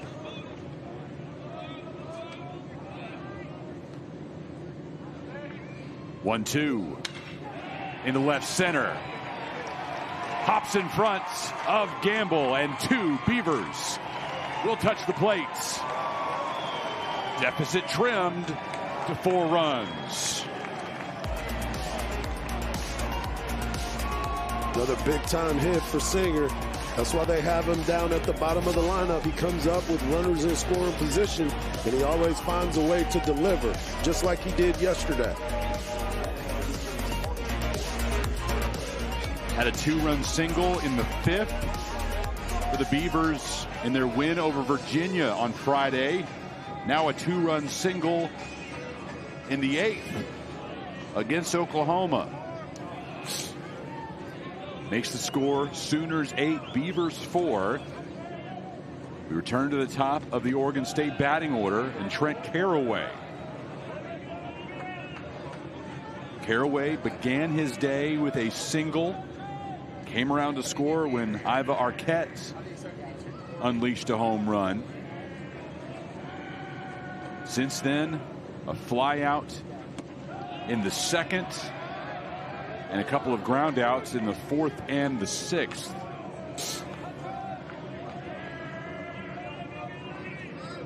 He, too, has just been a little bit quick to that front side, and his chest is opening up and not being able to follow through. Got him.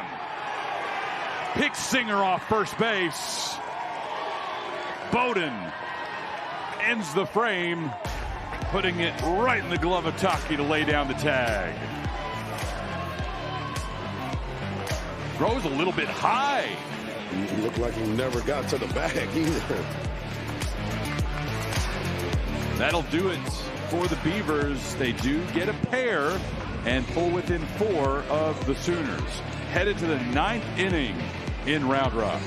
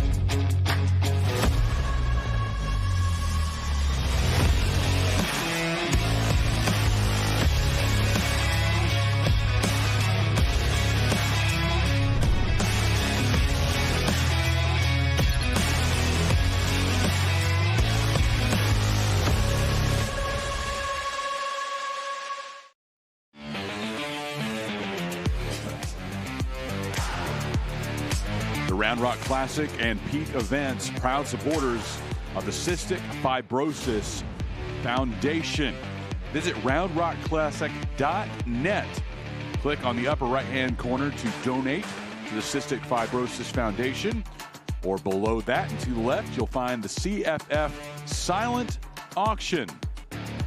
Trips to Antigua and Barbados up for bids, plus autographed baseballs from all 4 teams in the Round Rock Classic. The highest bid on a baseball so far, Harji, $110 for the Virginia team ball. Nice. Oklahoma right now, their ball going for $70. Oregon State's ball at $80 and Minnesota's at $50. Okay. Stash it away. Good birthday or Christmas gift for your favorite fan. All to benefit the Cystic Fibrosis Foundation.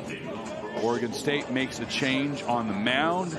It's the freshman Zach Edwards coming in, making his second appearance last Saturday against UNLV. 1 inning of work, 2 strikeouts and 1 walk.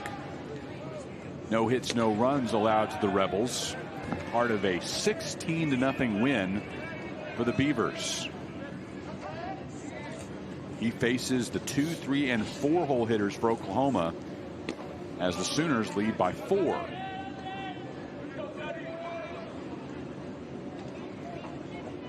We'll try to get those 2 runs back if you're the Sooners to create that space again.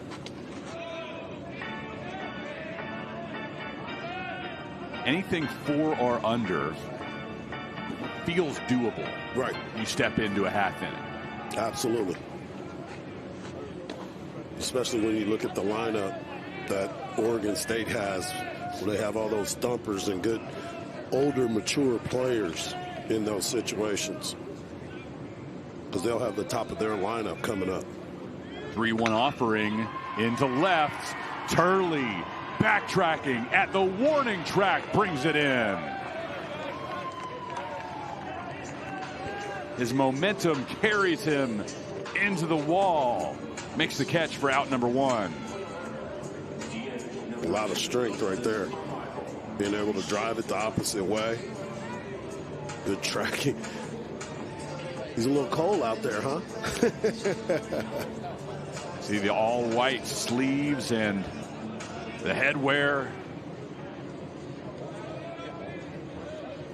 We haven't seen a ton of these student athletes crazy enough to go short sleeves. We've seen a few.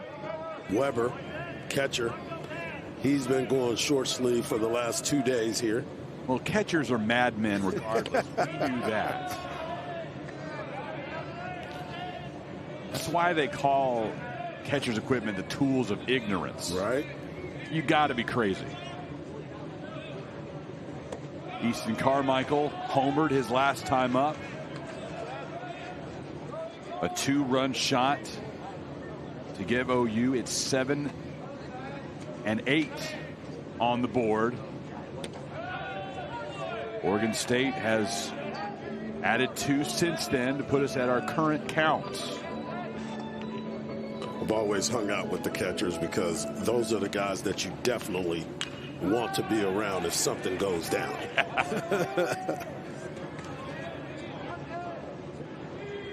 They've got your back. For sure. They're nuts.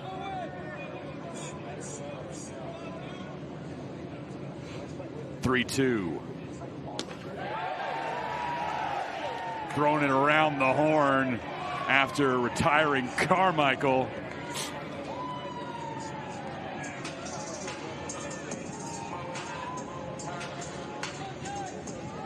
Did he go? Did he go? Woo! Got him on the slider. Ooh.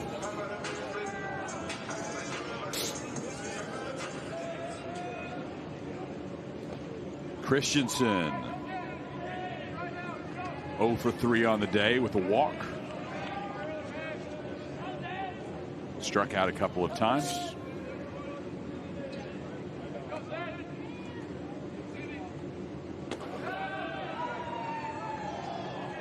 After yesterday's game,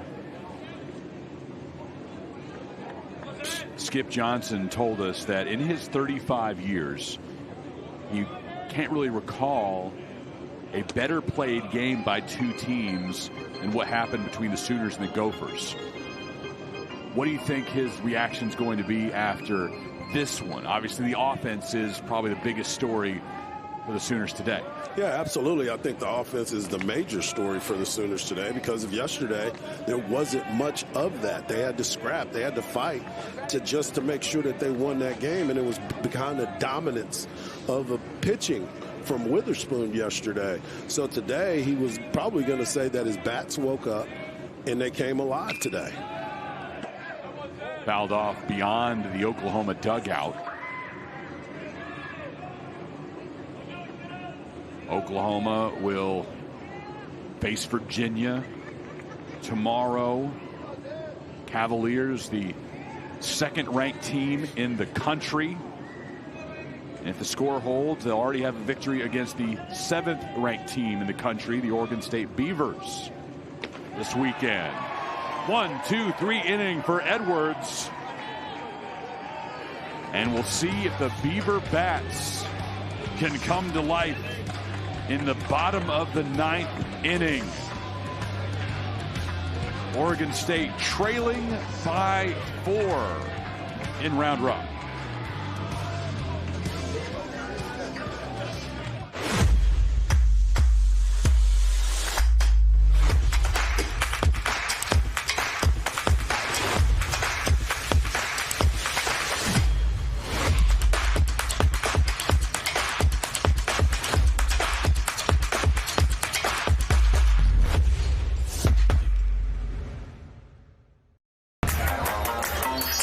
Face. What triggers this unique expression? Cooking your meal as soon as you ordered with the freshest ingredients. Are you ready to discover your taco face? Taco Palenque, food in real time, no matter what.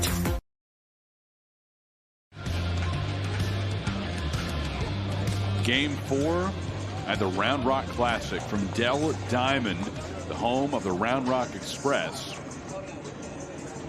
AAA affiliate of the Texas Rangers. And Oklahoma 3 outs away from beginning its weekend with a 2-0 mark. Edged Minnesota yesterday by a 3-2 count and now lead Oregon State 8-4. Jason Bowden will be allowed to continue on the rubber after finishing off Oregon State with a pickoff of A.J. Singer in the 8th inning. The light mist has returned to Dell Diamond. Doesn't seem to be bothering too many people, although we do have a decent number of fans who've spent most of the game underneath the awning. There are plenty of ways to keep yourself away from the rain and still enjoy the ball game here in Round Rock. To the shortstop, Willits, and on to first to retire Caraway. Another great play by Willits, coming in, ground ball, on the run, making a great throw over to first base. Strong throw, gathering himself. Strong throw for out number 1. These dangerous bats at the beginning of this Oregon State order. Major accomplishment to hold Caraway to a 1-for-5 day in the leadoff spot. Arquette is 2 for 3. That includes a 2-run homer that came way back in the bottom of the first.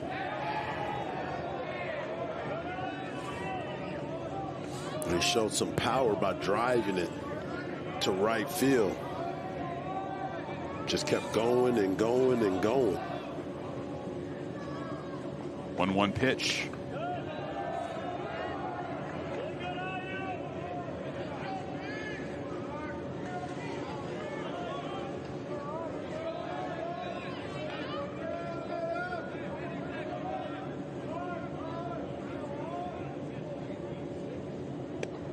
Missing inside to Arquette. 3-1. OU fans jeering.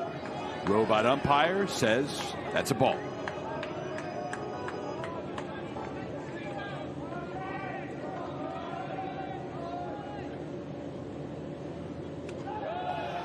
Again missing inside. Arquette is aboard with 1 out in the bottom of the 9th. Those are all good takes right there, too, by Arquette. Being able to stay off those pitches, running in on his hands. Didn't want to let him get extended, but they were off the plate.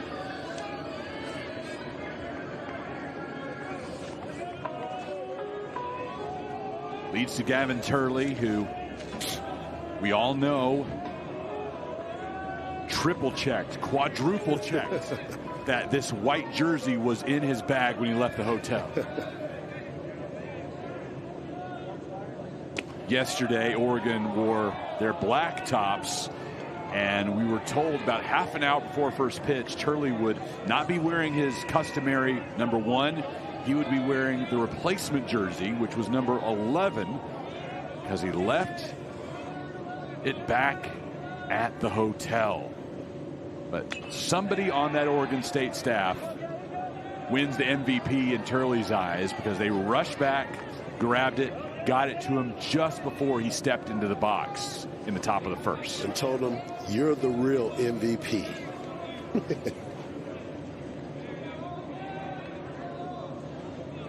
And you were fired up. You were ready for it. You were like, oh. And then you look, and you're like, oh, nope. He's got it. Got him on 3 pitches. Turley goes down looking. Bowden has OU 1 out away from a win. Nice breaking ball, and it is a strike on the robot. Caught the edge of the box, high and away, painting the black.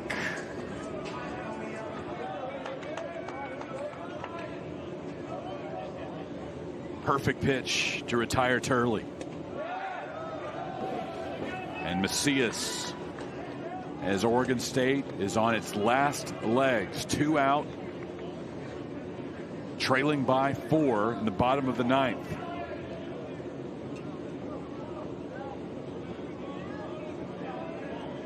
One-0 pitch. Bowden registers the strike. And close out the Beavers He's gone 1 1/3. One more out, and the Sooners are victorious.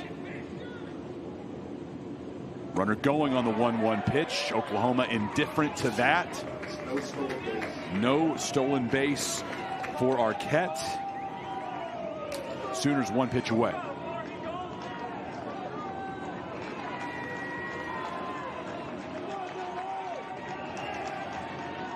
One-two with 2 out. A runner on second for Oregon State. Bounced in.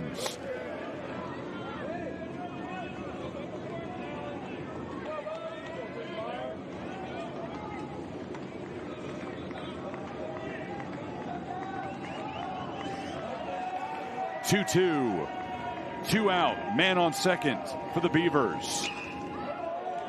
Staying alive. Fouled off by Macias. Sooner faithful, getting fired up. Ready to make a little noise up in here. Got to move around and clap your hands. 2-2 with 2 out. To Macias. Right down the pipe. Oklahoma 2-0 on the weekend. They'll head into the final day of the Round Rock Classic in the driver's seat for a championship. Sooners remain undefeated, 5-0.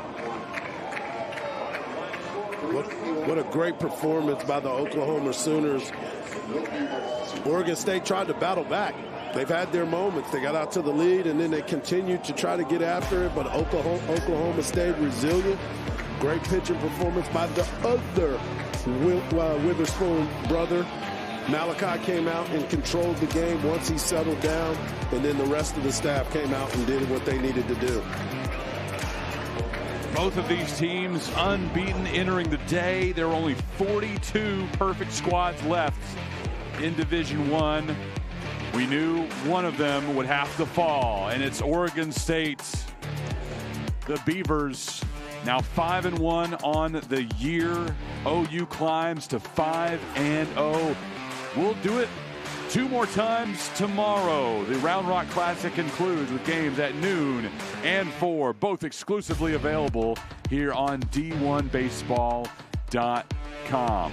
I'm Chris Mykoski. Mike Harge, my partner in the broadcast booth. Our fantastic L2 Productions crew getting it done in the cold and the rain so far this weekend. It looks like it'll be a much nicer day tomorrow. So if you're anywhere near Central Texas, get yourself to Dell Diamond for the last day of the Round Rock Classic. If you absolutely can't, join us here on D1Baseball.com.